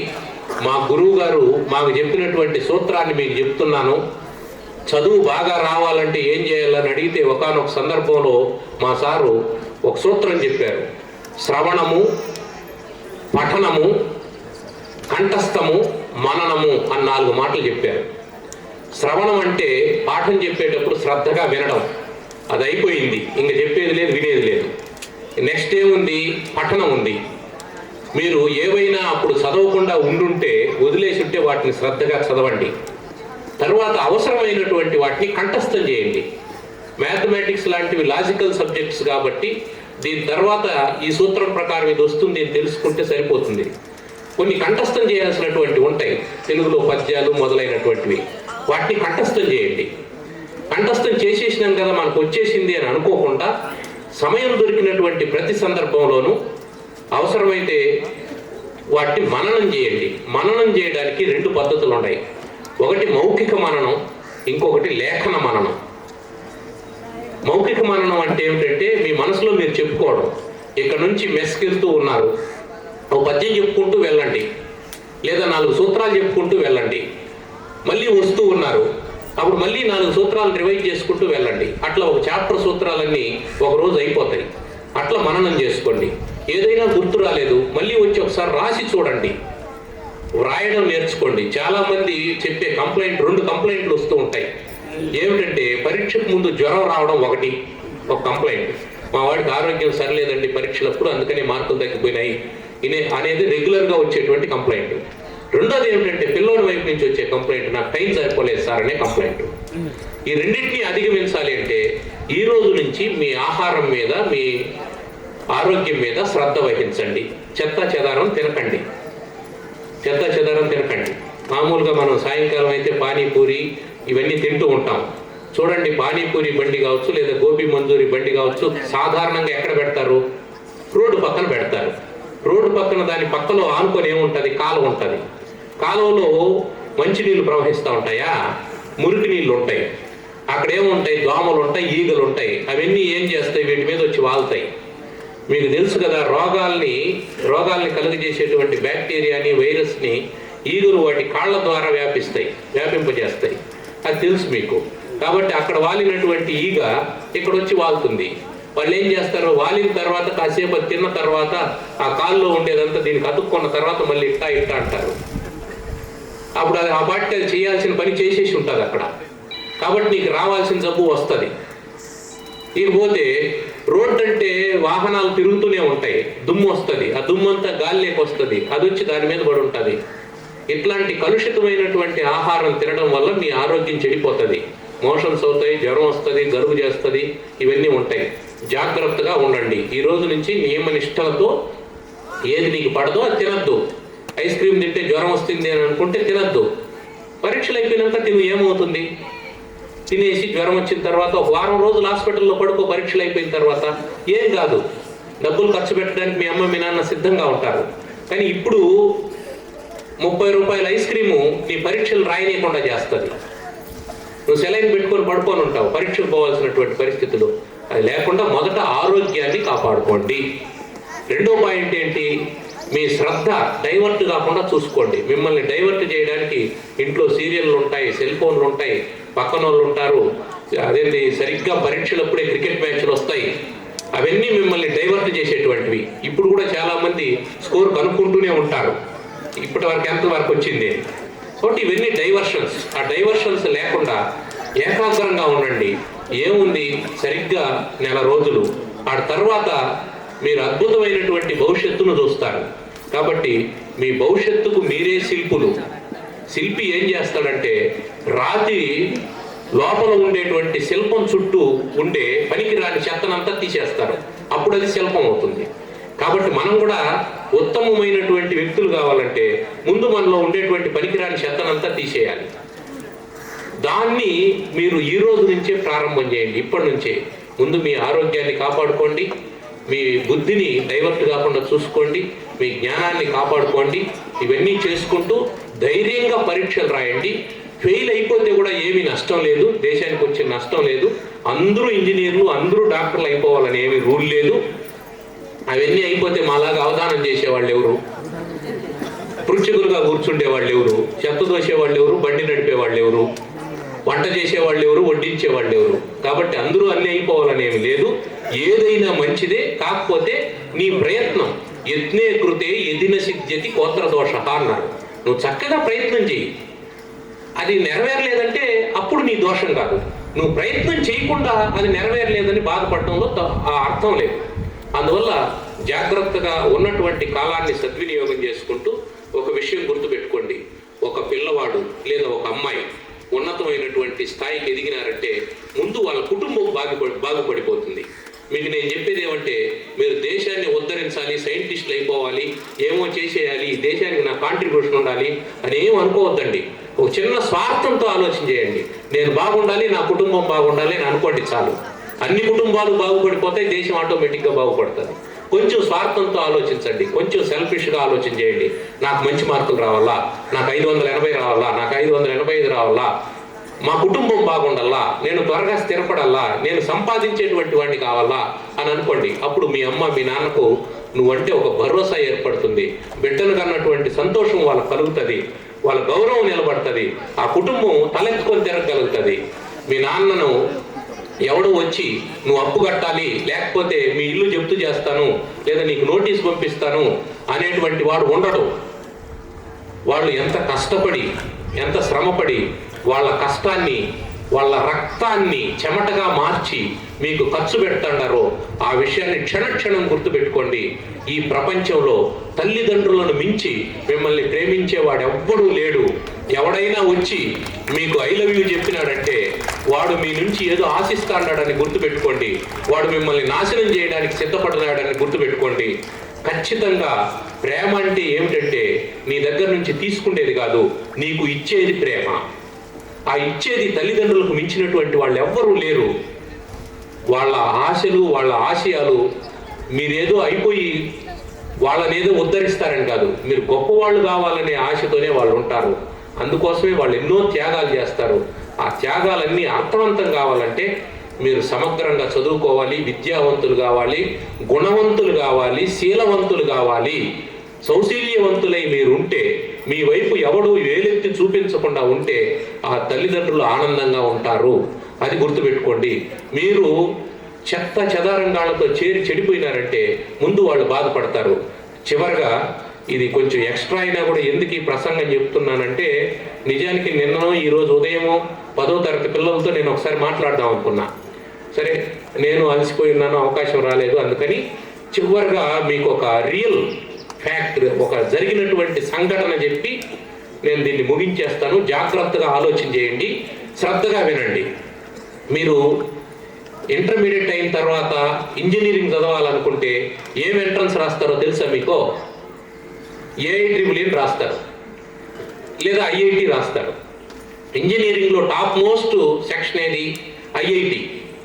దాని తర్వాత ఉండేటువంటి ఇన్స్టిట్యూషన్స్ NITలు. IIT తర్వాత NITలు ఉంటాయి. ఇండియన్ ఇన్స్టిట్యూట్ ఆఫ్ టెక్నాలజీ తర్వాత నేషనల్ ఇన్స్టిట్యూట్ ఆఫ్ టెక్నాలజీ ఉంటుంది. ఆ NITలోనూ IITలోనూ సీటు సంపాదించాలంటే చాలా కష్టపడి సంపాదించాల్సి ఉంటుంది. వాడు చాలా ఇంటెలిజెంట్ అయి ఉంటాడు. దీన్ని ఒప్పుకుంటారా మీరు? ఒప్పుకుంటారు కదా? ఇది ఒప్పుకున్న తర్వాత ఇప్పుడు ఒక సంఘటన చెప్తాను, వినండి. వరంగల్లో NIT ఉంది, నేషనల్ ఇన్స్టిట్యూట్ ఆఫ్ టెక్నాలజీ. ఆ ఇన్స్టిట్యూట్లో ఒక అద్భుతంగా చదువుతూ ఉన్నటువంటి ఒక కుర్రాడు ఉన్నాడు. వాడు 4th ఇయర్ చదువుతున్నాడు. రేపో మాపో వాడు క్యాంపస్ ఇంటర్వ్యూలో సెలెక్ట్ అయ్యి ఉద్యోగంలో చేరబోతున్నాడు. NITలో ఉద్యోగంలో సెలెక్ట్ అయ్యాడంటే మినిమం 50,000 జీతం ఉంటుంది వాడికి. 6 లక్షల ప్యాకేజ్ మినిమం, అది 50,000 జీతం ఉంటుంది. 50,000 జీతంతో వాడు భారతదేశంలో ఎక్కడ పనిచేసినా 20,000 వాడి ఖర్చులకు సరిపోతే 30,000 వాడు మిగలబెట్టి ఇంటికి పంపించవచ్చు. అంటే సంవత్సరం తర్వాత వాళ్ళ నాన్న ఏ భరోసాతో ఉంటాడు చెప్పండి? నా కొడుకు నెలకు 30,000 నా కుటుంబానికి ఇస్తాడు, నేను గౌరవంగా బతకచ్చు, అప్పులు ఏమైనా ఉంటే కట్టేయచ్చు అని అనుకుంటా ఉన్నాడు. సరిగ్గా ఆ సమయంలో ఏం జరిగిందంటే, ఒకడొచ్చి వాడి రూమ్ తలుపు కొట్టాడు. వాడు కూడా ఇంటెలిజెంటే. ఏమి రా అన్నాడు. అక్కడి వరకు పోదాం రారా అన్నాడు. సరే, వీడు బయలుదేరి వచ్చాడు. వాడి బండిలో కూర్చున్నాడు. వాడికి ఒక మోటార్ బైక్ ఉంది, వీడు వాడి బైక్లో కూర్చున్నాడు. గుర్తుపెట్టుకోండి, అర్థమైందా? వాడు ఆ మోటార్ బైక్ నడుపుకుంటూ వెళ్ళి ఒక బస్ స్టాప్ ఉంది, ఆ బస్ స్టాప్లో ఆపాడు. అక్కడ ఒక అందమైనటువంటి అమ్మాయి, వాళ్ళ క్లాస్ అమ్మాయి, ఆ అమ్మాయి నిలుచుకొని ఉంది. ఈ ముందరుండేవాడు ఏం చేశాడంటే వాడి బైక్లో నుంచి యాసిడ్ బాటిల్ తీసి అమ్మాయి మీద పోసేసాడు. దిస్ ఈజ్ ఫ్యాక్ట్, కథ కాదు ఇది. మీరు కావాలంటే దీన్ని గూగుల్లో సెర్చ్ చేసి చూడొచ్చు. పోసేసాడు. అప్పటికి ఇంకా బైఫర్కేషన్ జరగలేదు. పెద్ద ఉద్యమం జరిగింది. మొత్తం కంబైన్డ్ స్టేట్లో ఉండేటువంటి అన్ని పాఠశాలల్లో, అన్ని కళాశాలల్లో విద్యార్థులంతా రోడ్ల మీదకి వచ్చి వాళ్ళని కఠినంగా శిక్షించాలి అని చెప్పన్నారు. అప్పుడు వరంగల్ జిల్లా ఎస్పీగా ఉన్నటువంటి వారు SP సజ్జన, ఇప్పుడు ఆయన బహుశా RTC MDగా ఉన్నారనుకుంటాను. ఆయన ఇంకా సర్వీస్లోనే ఉన్నారు. ఆయన మీద ప్రెజర్ పెరిగితే ఏం చేశారు? ఆ ఇద్దరు పిల్లల్ని కోర్టుకు తీసుకెళ్ళి ఎన్కౌంటర్ చేసేసాడు. ఆయన ఇద్దరిని కాల్చి చంపేశాడు. అయిపోయింది సంఘటన. సరే, దాన్ని పక్కన పెడదాం. ఇప్పుడు మనం ఒక చిన్న ఆలోచన చేద్దాం. పిల్లలు మీరు ఆలోచన చేయండి. ముందరుండేవాడు యాసిడ్ బాటిల్ పెట్టుకున్నాడు, వాడిలో ఇంటెన్షన్ ఉంది, ఆ అమ్మాయిని బాధ పెట్టాలనే ఇంటెన్షన్ ఉంది, వాడు పోశాడు. వాడిని శిక్షిస్తే అర్థం ఉంది. వెనకాల కూర్చున్నటువంటి వాడు ఏం తప్పు చేశాడు? ఏం చేశాడు? వాళ్ళిద్దరూ కలిసి చేశారని అందరూ చెప్పారు. వాళ్ళతో కూడా వెళ్ళాడని. ఇప్పుడు చెప్పండి, నీలో క్రైమ్ చేయాలనేటువంటి ఆలోచన ఉండాల్సిన అవసరం లేదు. క్రైమ్ చేసేవాడితో నువ్వు ఉంటే కూడా you will become a criminal and you will be put out. ఈ ఒక్క విషయాన్ని మీరు పదే గుర్తుపెట్టుకొని మీరు ఎవరితో కలుస్తున్నారు, వాళ్ళ ఆలోచన విధానం ఏంది, ఇవన్నీ జాగ్రత్తగా చూసుకోండి. ఎందుకంటే జీవితం అనేది భగవంతుడు ఇచ్చినటువంటి వరం. ఇది 10 మందికి ఉపయోగపడితే చాలా సంతోషం. 10 మందికి పడలేదు, కనీసం నీ కుటుంబానికన్నా ఉపయోగపడాలి. నీ కుటుంబానికి కూడా ఉపయోగపడలేదు. నువ్వు అమ్మా నాయనను కూడా గాలికి వదిలేసినావు. కనీసం నీ తిండైనా నువ్వు తిని బ్రతుకుతా ఉంటే ఎక్కడో ఒక చోట ఉండాడులే నా కొడుకు అనేసి ఆ తల్లిదండ్రి రాజీ పడిపోయి ఎక్కడో ఒక చోట ఉన్నాడు, మమ్మల్ని చూస్తే ఉంది చూడకపోతే ఉంది, వాడు సంతోషంగా ఉన్నాడు చాలనేసి అట్లయినా తృప్తి చెందుతారు. అది కూడా లేకుండా ఇట్లాంటివి నెత్తి మీదకి తెచ్చుకున్నారంటే ఇబ్బంది పడతారు. కాబట్టి శీలవంతులై ఉండండి, గుణవంతులై ఉండండి. ప్రతి దానికి ఒక సమయం వస్తుంది. దేనికి తొందరపాటు అవసరం లేదు. అమ్మ ఆడపిల్లలు, దేనికి తొందరపాటు అవసరం లేదు. మనం వేరుశనగ గింజలు భూమిలో వేస్తాం, 90 రోజులు పడుతుంది అవి కాయలు కాయడానికి. లోపల కనిపించదు కానీ లోపల కాయలు ఉంటాయి. నువ్వు వేసిన రోజు నుంచి, అది మొలకొచ్చిన రోజు నుంచి వేరు దగ్గర పోయి లోడతా ఉన్నావు అనుకో, ఏమవుతుంది? చెట్టు చచ్చిపోతుంది. కాబట్టి మీరు కూడా ప్రేమించడానికి, పెళ్లి చేసుకోవడానికి, పిల్లలు కనడానికి దానికి ఒక సమయం ఉంది. ఆ సమయం మీ తల్లిదండ్రులకు తెలుసు, మీ పెద్దలకు తెలుసు, అందరికీ తెలుసు. వాళ్ళే చెప్తారు పెళ్లి చేసుకోమని, నువ్వు అడగాల్సిన అవసరం లే. నీకు వయసు వచ్చింది నాయన పెళ్లి చేసుకోని చెప్తారు. అమ్మాయికి కూడా చెప్తారు, అమ్మ ఇంకా చాలు, ఇక నీకు పెళ్లి చేస్తాం, పెళ్లి చేసుకొని చెప్తారు. తొందరపాటు ఎందుకు? కాబట్టి ముందే వేరు లోడేసి ఆ చెట్టు ఎట్లా పాడైపోతుందో అట్లా ఎవడో ఒకడు వస్తాడు, అమ్మాయి అని నిలుచుకుంటుంది, నీ పేరు రంభ కదా అంటాడు. చెప్పో నా పేరు ఎందుకు రంభ అన్నాడు. వాడు వెళ్ళిపోతాడు. మరుసటి రోజు మళ్ళీ వస్తాడు, నీ పేరు ఊర్వశి కదా అంటాడు. కాదు అంటాడు. సాయంకాలం ఆ పిల్ల ఏం చేస్తుంది? అద్దం ముందర పోతుంది, నేను ఎంత అందంగా లేకపోతే నన్ను రంభ అన్నాడు అని అనుకుంటాను. 3వ రోజు ఏం చేస్తుంది? ఆ పిల్ల ఎదురు చూస్తూ ఉంటుంది, ఏం వీడు ఇంకా రాలేదు, ఈరోజు నన్ను మేనక అంటాడా, తిలోత్తమ అంటాడా అని ఎదురు చూస్తూ ఉంటుంది. అయిపోయింది జీవితం వాడికి. వాడు తీసుకొని పోతాడు, ఏ బొంబాయిలోనో లే కలకత్తాలోనో రెడ్ లైట్ ఏరియాలో నిన్ను వాడుకున్నంత కాలం వాడుకొని అమ్మేస్తాడు, వెళ్ళిపోతాడు. మళ్ళీ వాడు ఇంకొక రంభనో తిలోత్తమనో చూసుకుంటుంటాడు. వాడి జీవితం అదే, వాడి బతుకదే. అట్లాంటి మోసగాళ్ళ వలలో పడకుండా ఉండాలంటే వీటికి దయచేసి దూరంగా ఉండండి, దయచేసి దూరంగా ఉండండి, జాగ్రత్తగా ఉండండి. జీవితం విలువైనటువంటిది, దాన్ని అనవసరమైనటువంటి ఎమోషన్స్తో పాడు చేసుకోకండి అని చెబుతూ ఈ అవకాశాన్ని కల్పించినటువంటి ఈ వేదికకు నమస్కారాలు తెలియజేసుకుంటూ సెలవు. ధన్యవాదాలు.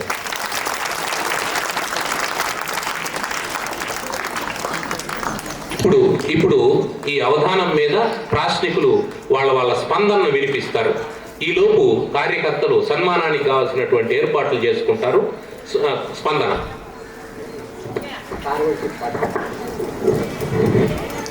ఇప్పుడు మన నిషిద్ధాక్షరి అయినటువంటి గురువేపల్లి నరసింహప్ప గారు మన వ్యవస్థాపకులైనటువంటి అమానుల్లా గారి కుటుంబం పైన పంచరత్నాలు అన్నటువంటి 5 పద్యాలు రాశాడు. వాటిని సారు యొక్క కంఠం నుండి వెలువడతాయి. వాటిని సాదరంగా వినవలసిందిగా ప్రార్థిస్తున్నా. సభకు వందనములు.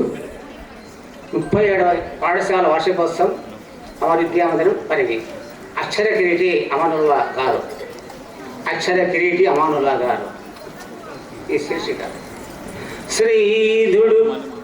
శ్రీధుడు ప్రవక్త మహమ్మద్ ఆదేశము మీ ప్రియ గురు ఆశీస్సులయో మీదకు అల్లా ప్రభువుల సాధుస కృపయో మనుగడ సాధించితిరో. శ్రీ అమర్ నామాన చెన్నార చదవులమ్మకు గుడి నిర్మించి మానుడైతి. శ్రీ అమర్ నామాన చెన్నార చదవులమ్మకు గుడి నిర్మించి మానుడైతి. సామాన్య జన బీద సాధల ఎడల అపార సౌజన్య సంభావ్యుడైతి. తునిగడు చిరు నిరుద్యోగుల పాలిట కల్పద్రోంబుగా ఖ్యాతుడైతి. అల్లాను మదినెన్సి ఉల్లాసముప్పుచు పాడి పంటల కృషి బలుడవైతి. సరస సల్లాప విసరుహ నేత్ర రహమతు మీస ఇల్లాలు తొడువైతి. మహనీయ వైద్యమున్ మసలంగ సుతులంపి విషయ వివేకిగా విఘ్నుడైతి. మమతలింపారు మనసున్న మనుడైతి. హితులు సన్నితులొప్పగా స్మితుడు సమస్తుడవైతి ఇన్ని అబ్బ అమానుల్ల వెరెవ్వరయ్య మీ సములుచట సుమస్తు మీకుగాత 37 వర్షములు మోదముతోడ కడంగి ఆశయం గొప్పగా సాగే విద్య పరిపూర్ణముగా దరిచేసు పద్ధతిని ఎప్పుడు విశ్వసించు విధి నేర్పడ పిల్లల ఆటపాటలను గొప్పగా తీర్చిదిద్దుతరహో సృజనాత్మక శక్తులందగా ఏవురు కుమారులు కొడళ్ళు ఎవరబ్బ కూతురులు నలుగురు కల్లి పొమ్మిదనరి ప్రథమ పుత్రుడు ఇబ్రహీం ప్రగతిగాంచ బాణుల చరిత్రపురమైన పరగియందు అగర్సిన లింగ ప్రస్తుతింప అరయ లింగన్న స్ఫూర్తిని అందుకొనగా శ్రీ అమర్విద్య మండపం చెరువు మీర స్థాపనంబునకు కూలితో తపస్సు చేసి అయ్యవారుగా తలపండి అడ్డుడైతి ప్రముఖ హిందీ విశారద పండితుండ దివ్య జాతీయ భాష హిందీ ప్రవీణ సకల గుణగణ సాధు ప్రశాంత వదన వితరణంబున సౌశీల్య వింతమకుట అక్షయ కిరీటముందాచి అలకుడైతి వందనంబులు మీకదే అందుకొనుడు.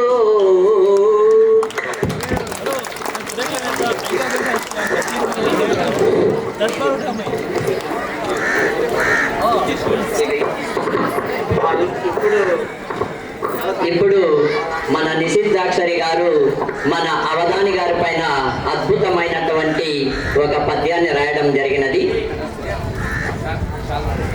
పరమానందుడు అముదాల మురళి పొందుడు అముదాల మురళి బసుల్ విగత్తులను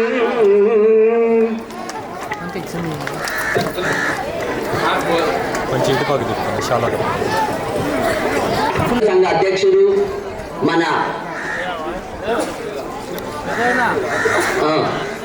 రాష్ట్ర రైతాంగానికే తలమానికగా నిలిచినటువంటి మన పక్కనే ఉన్నటువంటి ధనాపురం గ్రామానికి చెందినటువంటి గౌరవనీయులు పెద్దల వెంకటరామరెడ్డి అన్న గారిని పాఠశాల యాజమాన్యం గారు పూలమాలతోనూ శాలవతో జరుగుతున్నది. కాబట్టి వారు దాన్ని సహృదయంతో స్వీకరించవలసిందిగా సభా తరపున వాళ్ళని ప్రార్థిస్తున్నాను.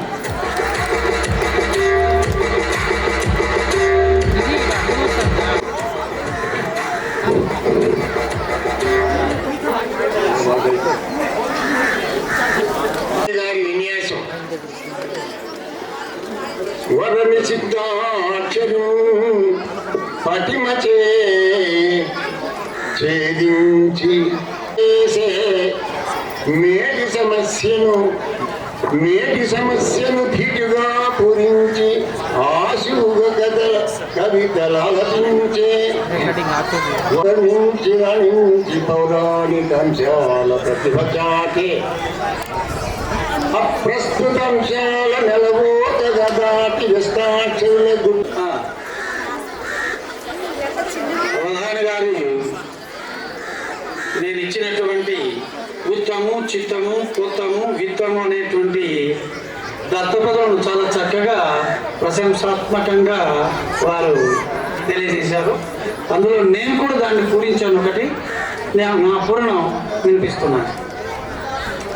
ఉత్తములైన వారికిల ఉన్నత విద్యలు నేర్పగా మదిం చిత్తము విద్యపై నిలిపి చింతలు వంతలు లేక బాలలు పొత్తము నిత్యముంజదువ పొందరే కీర్తులు తీరవే వ్యథలు విత్తము సౌఖ్యమున్నలుగా విద్యయ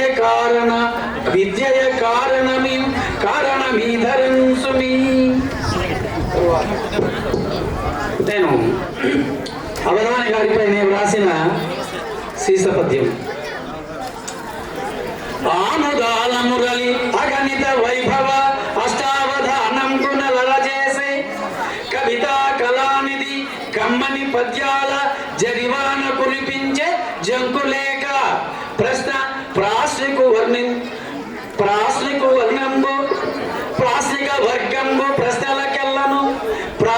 వర్గంబు ప్రశ్నలకెల్లను సుమధుర భావాల సుధను నింపే నలవోకగా చేసే నవదానమిచ్చట పండిత వర్గంబు పరవశింప వందనంబులయ్యరో మీకు వందనాలు మధుర మంజుల వాగ్దార మరులు గొల్ప జాలు వారెను అవధాన జరులయనగా అమరు విద్యాలయంబున అందరొప్ప. జై హింద్. అవధాని గారు చాలా చక్కగా దాన్ని పూరించారు. అవధాని గారి గురించి ఒక చిన్న ప్రయత్నముదోడ చమత్కరించి అంశమదేది అయినను ప్రయత్నముదోడ చమత్కరించి పూర్ణాంశమునిచ్చు పద్యముల నల్లిన వెంటనే పృచ్చకాళికిన్ సంశయముల్ దొలంగుచు చప్పటులే వరపూలమాలలై శంసలుగా వధానికిక సన్నుతి చేయుచు వాడకుందురే.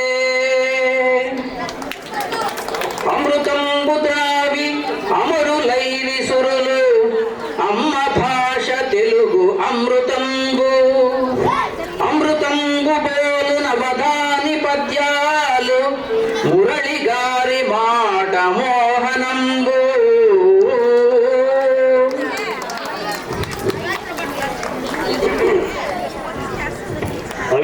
అవధాని గారు చాలా సంతోషం. మీకు మా ధన్యవాదాలు.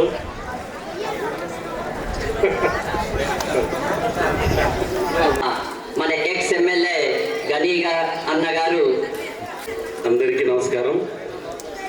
ఈరోజు చాలా సంతోషకరమైన రోజు. ఎందుకంటే మన గౌరవ ఆముదాల మురళి గారు అష్టావధానం ఉంది అని చెప్తే నేను కూడా తప్పకుండా పాల్గొంటాను. నాకు కూడా గతంలో కూడా ఎక్కడైనా అష్టావధానాలు జరుగుతాయంటే ఆ కార్యక్రమంలో నేను కూడా పాల్పంచుకునేవాడిని. కానీ మేము కౌలు కాదు, ఇక్కడ ఉన్నటువంటి పెద్దలందరూ కూడా వాళ్ళు బాగా చదువుకున్న వాళ్ళు, అష్టావధానం శతావధానం ఇవన్నీ కూడా చేసేవాళ్ళు. కాబట్టి వాళ్ళు మనం ఎంకరేజ్ చేయాలనే ఒక మంచి ఉద్దేశంతోనే మేము దీనిలో పాల్గొంటున్నాము. ఈరోజు నేను చాలా సంతోషపడినాను. అంటే చాలా చోట్లకి వెళ్ళాం కానీ అక్కడ మధ్యలో లేచి వెళ్ళిపోవడము, వేరే కార్యక్రమాలకు పోవడము ఇవన్నీ జరుగుతూ ఉంటాయి. కానీ ఈరోజు ఇక్కడ అమర్ స్కూల్లో మేనేజ్మెంట్ వాళ్ళు కూడా మంచి సౌకర్యాలు ఏర్పాటు చేసినారు. దానికి మన అవధాని గారు మురళి గారు ఇచ్చేసి ఈ కార్యక్రమాన్ని ఇంత జయప్రదం చేసినందుకు వారికి మనస్ఫూర్తిగా అభినందనలు, శుభాభినందనలు కూడా తెలియజేస్తున్నాను. ఇంకా అదేవిధంగా పుస్తకాలుగా విచ్చేసినటువంటి పెద్దలందరూ కూడా ఉన్నారు, గురువులు, వాళ్ళంతా కూడా మాకు వాళ్ళకు కూడా మనస్ఫూర్తిగా అభినందనలు, శుభాభినందనలు తెలియజేస్తూ ఇలాంటి కార్యక్రమాలు ఇట్లా స్కూల్స్లో అయితేనేమి, వేరే చోట్ల అయితేనేమి, కింద కూర్చున్నటువంటి పెద్దలందరూ, స్టేజ్ మీద ఉన్న పెద్దలు కూడా ఇలాంటి కార్యక్రమాలు ఏర్పాటు చేస్తూ ఉంటే మనము తెలుగు ధనాన్ని ఏ విధంగా మనం నిలుపుకోవాలా అనే ఒక మంచి పరిజ్ఞానం పిల్లలు కూడా కలుగుతుంది. కాబట్టి ఇలాంటి కార్యక్రమాలు రాబోయే రోజుల్లో ఇంకా ఎక్కువ చేయాలని చెప్పేసి కూడా మిమ్మల్ని కూడా కోరుకుంటూ నాకు ఈ అవకాశం కల్పించిన మీ అందరికీ మరొక మారు నా యొక్క హృదయపూర్వక ధన్యవాదాలు తెలియజేస్తూ విరమిస్తున్నాను. జై హింద్. విద్యాలయంలో ఈరోజు అవధానమంతా మధుర మంచులం ఝురినాదమై మా ఈ అవధాన మురళీగానం, ఈ అవధానం ఒక మురళీగానమై మాకు హృదయస్పందన ఇచ్చింది. వారికి పాఠశాల యాజమాన్య వారికి శుభాశిస్సులిస్తూ నిండు నూరేళ్లు శతావధాన చక్రవర్తిగా వెలుగొందాలని అల్లాను ప్రార్థిస్తూ మీ కమ్మదూరి షేక్ నిబరసు. ఈరోజు వర్ణనాంశం పరిగి చెరువు యొక్క నిండడానికి కారణమైనటువంటి జయమంగళి నది గురించి చెప్పడం జరిగింది. ఎందుకంటే మన ఆంధ్రప్రదేశ్లో గోదావరి, కృష్ణా జలాలు జీవనదులుగా ప్రవహిస్తూ ఉంటే మన ప్రాంతంలో ప్రవహించేటువంటి జయమంగళి నది అప్పుడప్పుడు నీటి ప్రవాహంతో మనల్ని అలరిస్తూ ఉంటుంది. ఆ విషయాన్ని కళ్ళకు కట్టినట్టుగా అవధాని గారు ఎండిపోయినటువంటి ఆ బీడు నేలలో నుంచి గలగలా పారేటువంటి ఆ యొక్క నదీమ తల్లి సొగసుల్ని, సొబగుల్ని చాలా అందంగా, అద్భుతంగా వర్ణించారు. వారికి ధన్యవాదాలు తెలియజేస్తూ, అలాగే విద్యార్థులకు చాలా ముఖ్యమైన విషయాలు వారు తెలియజేశారు. ఈ కార్యక్రమంలో ముఖ్య భాగం విద్యార్థులే. వారు బాగుంటేనే ఈ దేశ భవిత బాగుంటుంది. ప్రస్తుతం ఉన్నటువంటి పరిస్థితుల్లో ఏ వైపు వెళ్తుందో యువత అనేటువంటి సమస్యలతో మనం పట్టుబెట్టాడుతున్నాం. అలాంటి వాటికి ముఖ్యంగా విద్యార్థులకు చక్కని సందేశాన్ని వారు అందించారు. వాటిని విద్యార్థులు బాగా గుర్తుపెట్టుకొని వాటిని పాటిస్తే మీరు చాలా జీవితంలో ఉన్నత స్థాయికి ఎదుగుతారని ఈ సందర్భంగా మిమ్మల్ని కోరుకుంటున్నాను. వారికి కూడా హృదయపూర్వకమైన ధన్యవాదాలు తెలియజేస్తున్నాను. ఇలాంటి మంచి కార్యక్రమాన్ని ఏర్పాటు చేసినటువంటి అమర్ విద్యామందిర్ వ్యవస్థాపకులైనటువంటి వీరందరికీ కూడా, ఎందుకంటే పిల్లలకు మార్కులు వస్తున్నాయి, మంచి మంచి చదువులు వస్తున్నాయి, కానీ సంస్కారము, నైతిక విలువలు, మానవతా విలువలు నశించిపోతున్నాయి. అలాంటి విద్యార్థుల్లో ఆ మానవీయ గుణాలు, నైతిక విలువలు పెంపొందించడానికి ఈ అష్టావధాన కార్యక్రమం చాలా బాగా ఉపయోగపడుతుంది. అలాంటి కార్యక్రమాలు ఇంకా బాగా ఇంతకుముందు అబ్దుల్ గనీ గారు అన్నట్లుగా అన్ని విద్యా సంస్థల్లో కూడా ఏర్పాటు చేస్తే విద్యార్థుల్లో ఈ నైతిక విలువలు బాగా పెంపొంది మంచి విద్యార్థులుగా లేదా మంచి పౌరులుగా ఎదుగుతారు. అందుకు యాజమాన్యానికి కూడా ఈ సందర్భంగా హృదయపూర్వకమైనటువంటి ధన్యవాదాలు తెలియజేసుకుంటున్నాను. ధన్యవాదాలు సార్.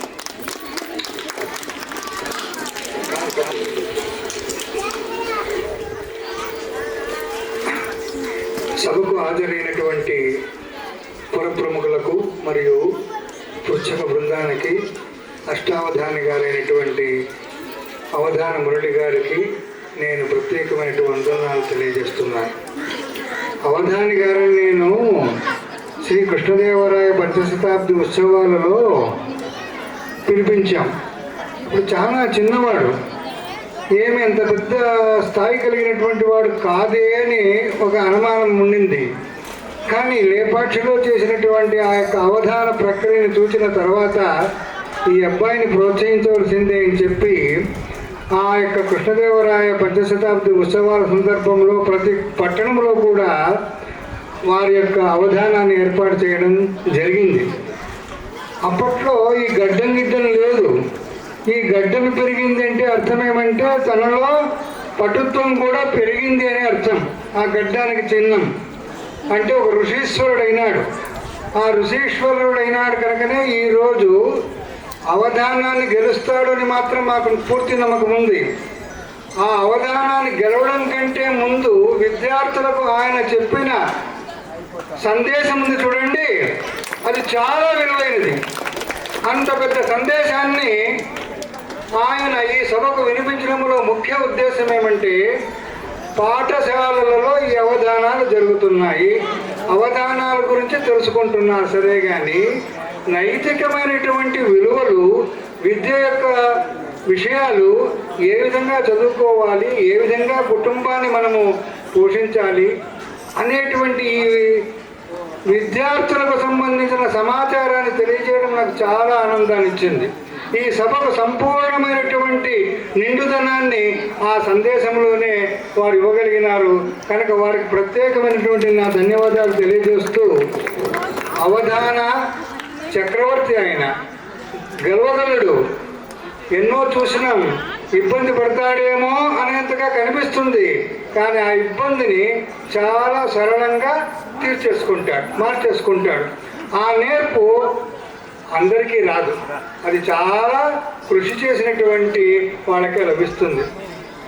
ఈ అబ్బాయి అంటున్నాను అనుకోవద్దండి, ఈ యొక్క విద్యార్థి అవధాని మన లేపాక్షి నవోదయ పక్కలో ఉండేటువంటి ఏపీ రెసిడెన్షియల్ స్కూల్లో చదివినటువంటి విద్యార్థి. అక్కడి నుంచినే ఆయన ఆ ఉపాధ్యాయులు కూడా చెప్పేవారు, మా విద్యార్థి అవధానం చేస్తాడబ్బా, ఏదైనా ఏర్పాటు చేయాలని అనేవాళ్ళు. కనుక అంతటి నేర్పు కలిగినటువంటి పిల్లలు తయారు కావాలా అనేటువంటి ఒక ఆశయాన్ని పెంచుకున్నటువంటి మా పుస్తక బృందము వారిని కోరేది ఏమంటే, వాళ్ళు ఇంతకుముందులో కొంతమంది విద్యార్థుల పేర్లు చెప్పి వాళ్ళందరినీ తయారు చేయించండి అని మేము అందుకు కావాల్సిన ఏర్పాట్లు ఏమైనా ఉంటే మేము సహాయపడతామని కోరుతూ వందనాలతో నేను వారికి ధన్యవాదాలు తెలియజేస్తున్నా. జై హింద్.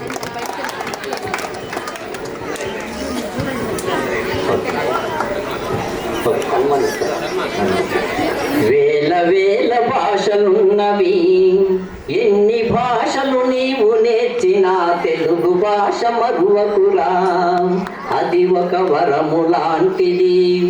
కలియుగ దైవాంశ సంభూతుడైనటువంటి శ్రీ వెంకటేశ్వర స్వామి తిరుపతి నుండి ఈరోజు మన ఈ కుగ్రామానికి ఒక మురళీ గానాన్ని పంపించారు.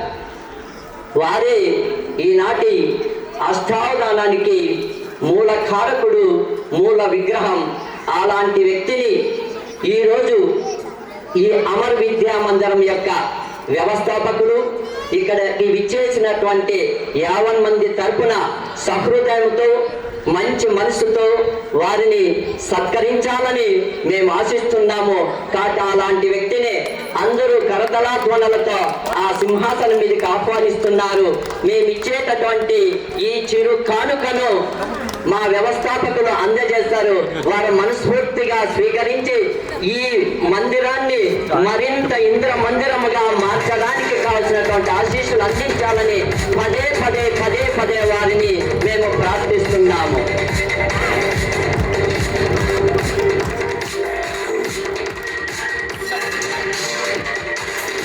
మా పృచ్ఛక వర్గం తరఫున నిండు మనసుతో వారిని సన్మానిస్తున్నాము.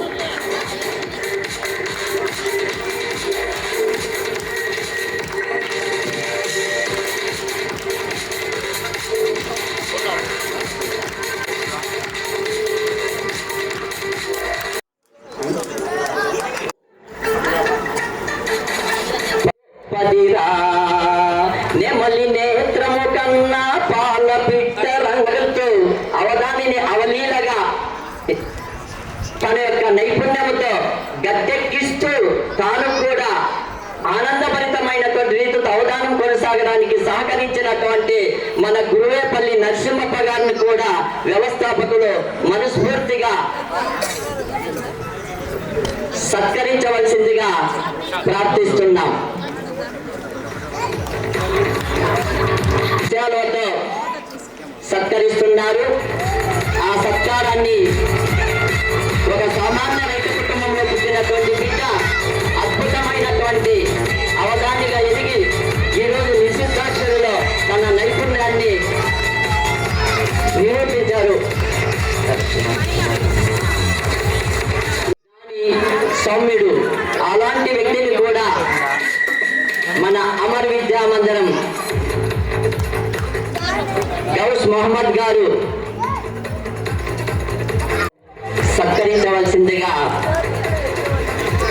విన్నవిస్తున్నాను. అందరూ సహకరించాలని ప్రార్థిస్తున్నాను.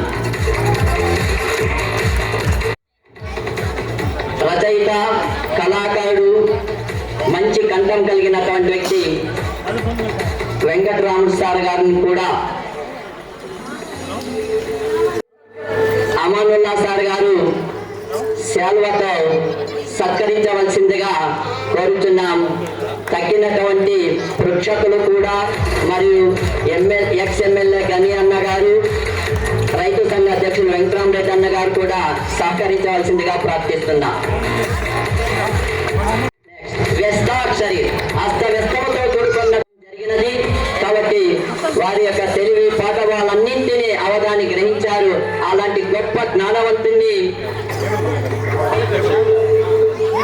మన వ్యవస్థాపకులు వారిని సగౌరవంగా దృశ్యాలతో సత్కరించవలసిందిగా ప్రార్థిస్తున్నాము. వారిని గౌస్ మొహమ్మద్ ఇబ్రాహిం గారు, అమానుల్లా గారు మనస్ఫూర్తిగా సత్కరిస్తున్నారు.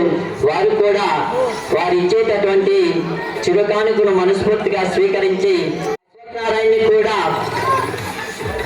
యాజమాన్యం వారు దృశ్యాలతోనూ ఒక సీల్తోనూ చిరుకానుకతో సత్కరిస్తున్నారు. వ్యవస్థాపకులు అమానుల్లా గారు, కరస్పాండెంట్ ఇబ్రాహిం సార్ గారు,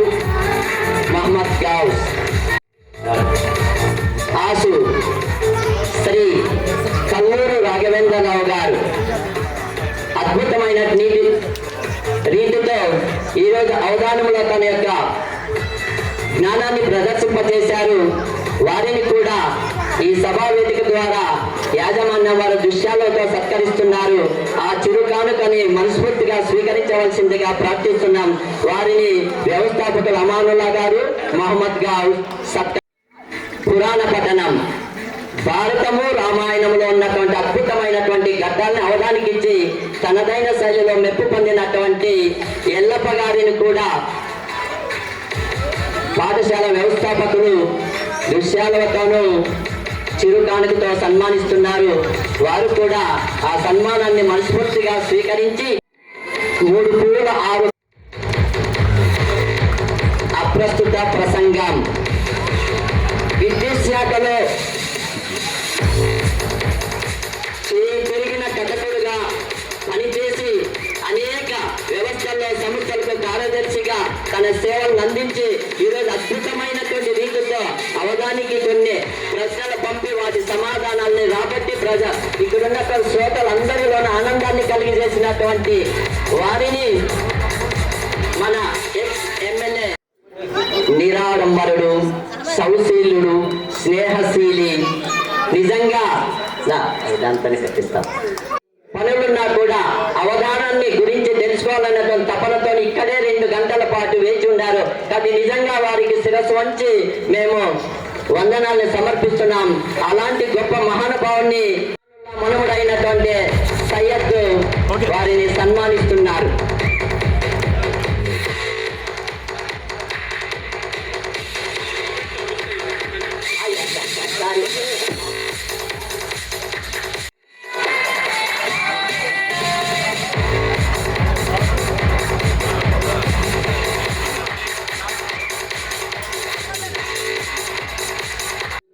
వారు మురళీగానంతో తీసుకోవాలని ప్రార్థిస్తున్నాం. మా భార్యాభర్తల పైన పంచరత్నాలు అన్నటువంటి ఒక పద్యమాలికను మాకు అందించారు. ఆ కృతజ్ఞతా భావంతో వారిని మా సతీమణి గారు శాలువతో సన్మానిస్తున్నారు. దానిని స్వీకరించవలసిందిగా ప్రార్థిస్తున్నా.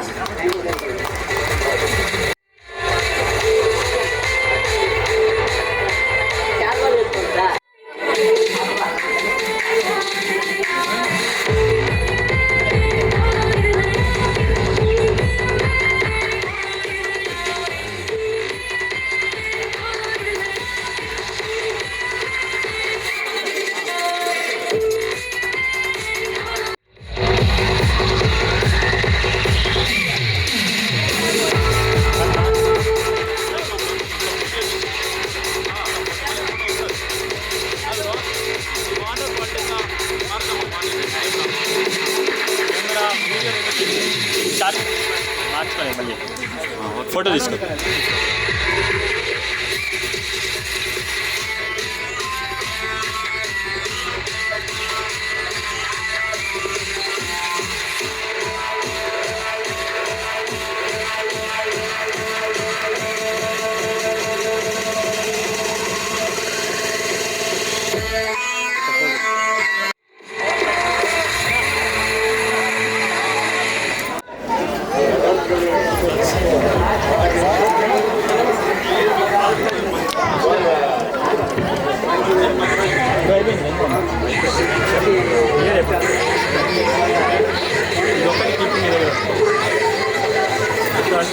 ఈరోజు అవధానం అంటే ఏమిటి, సాహిత్యం అంటే ఏమిటి, తెలుగు భాషలో ఉన్నటువంటి గొప్పతనం ఏమిటి అన్నటువంటిది ఒక అవధాని 8 మంది ప్రేక్షకుల ద్వారా మనం వీక్షించడం జరిగినది.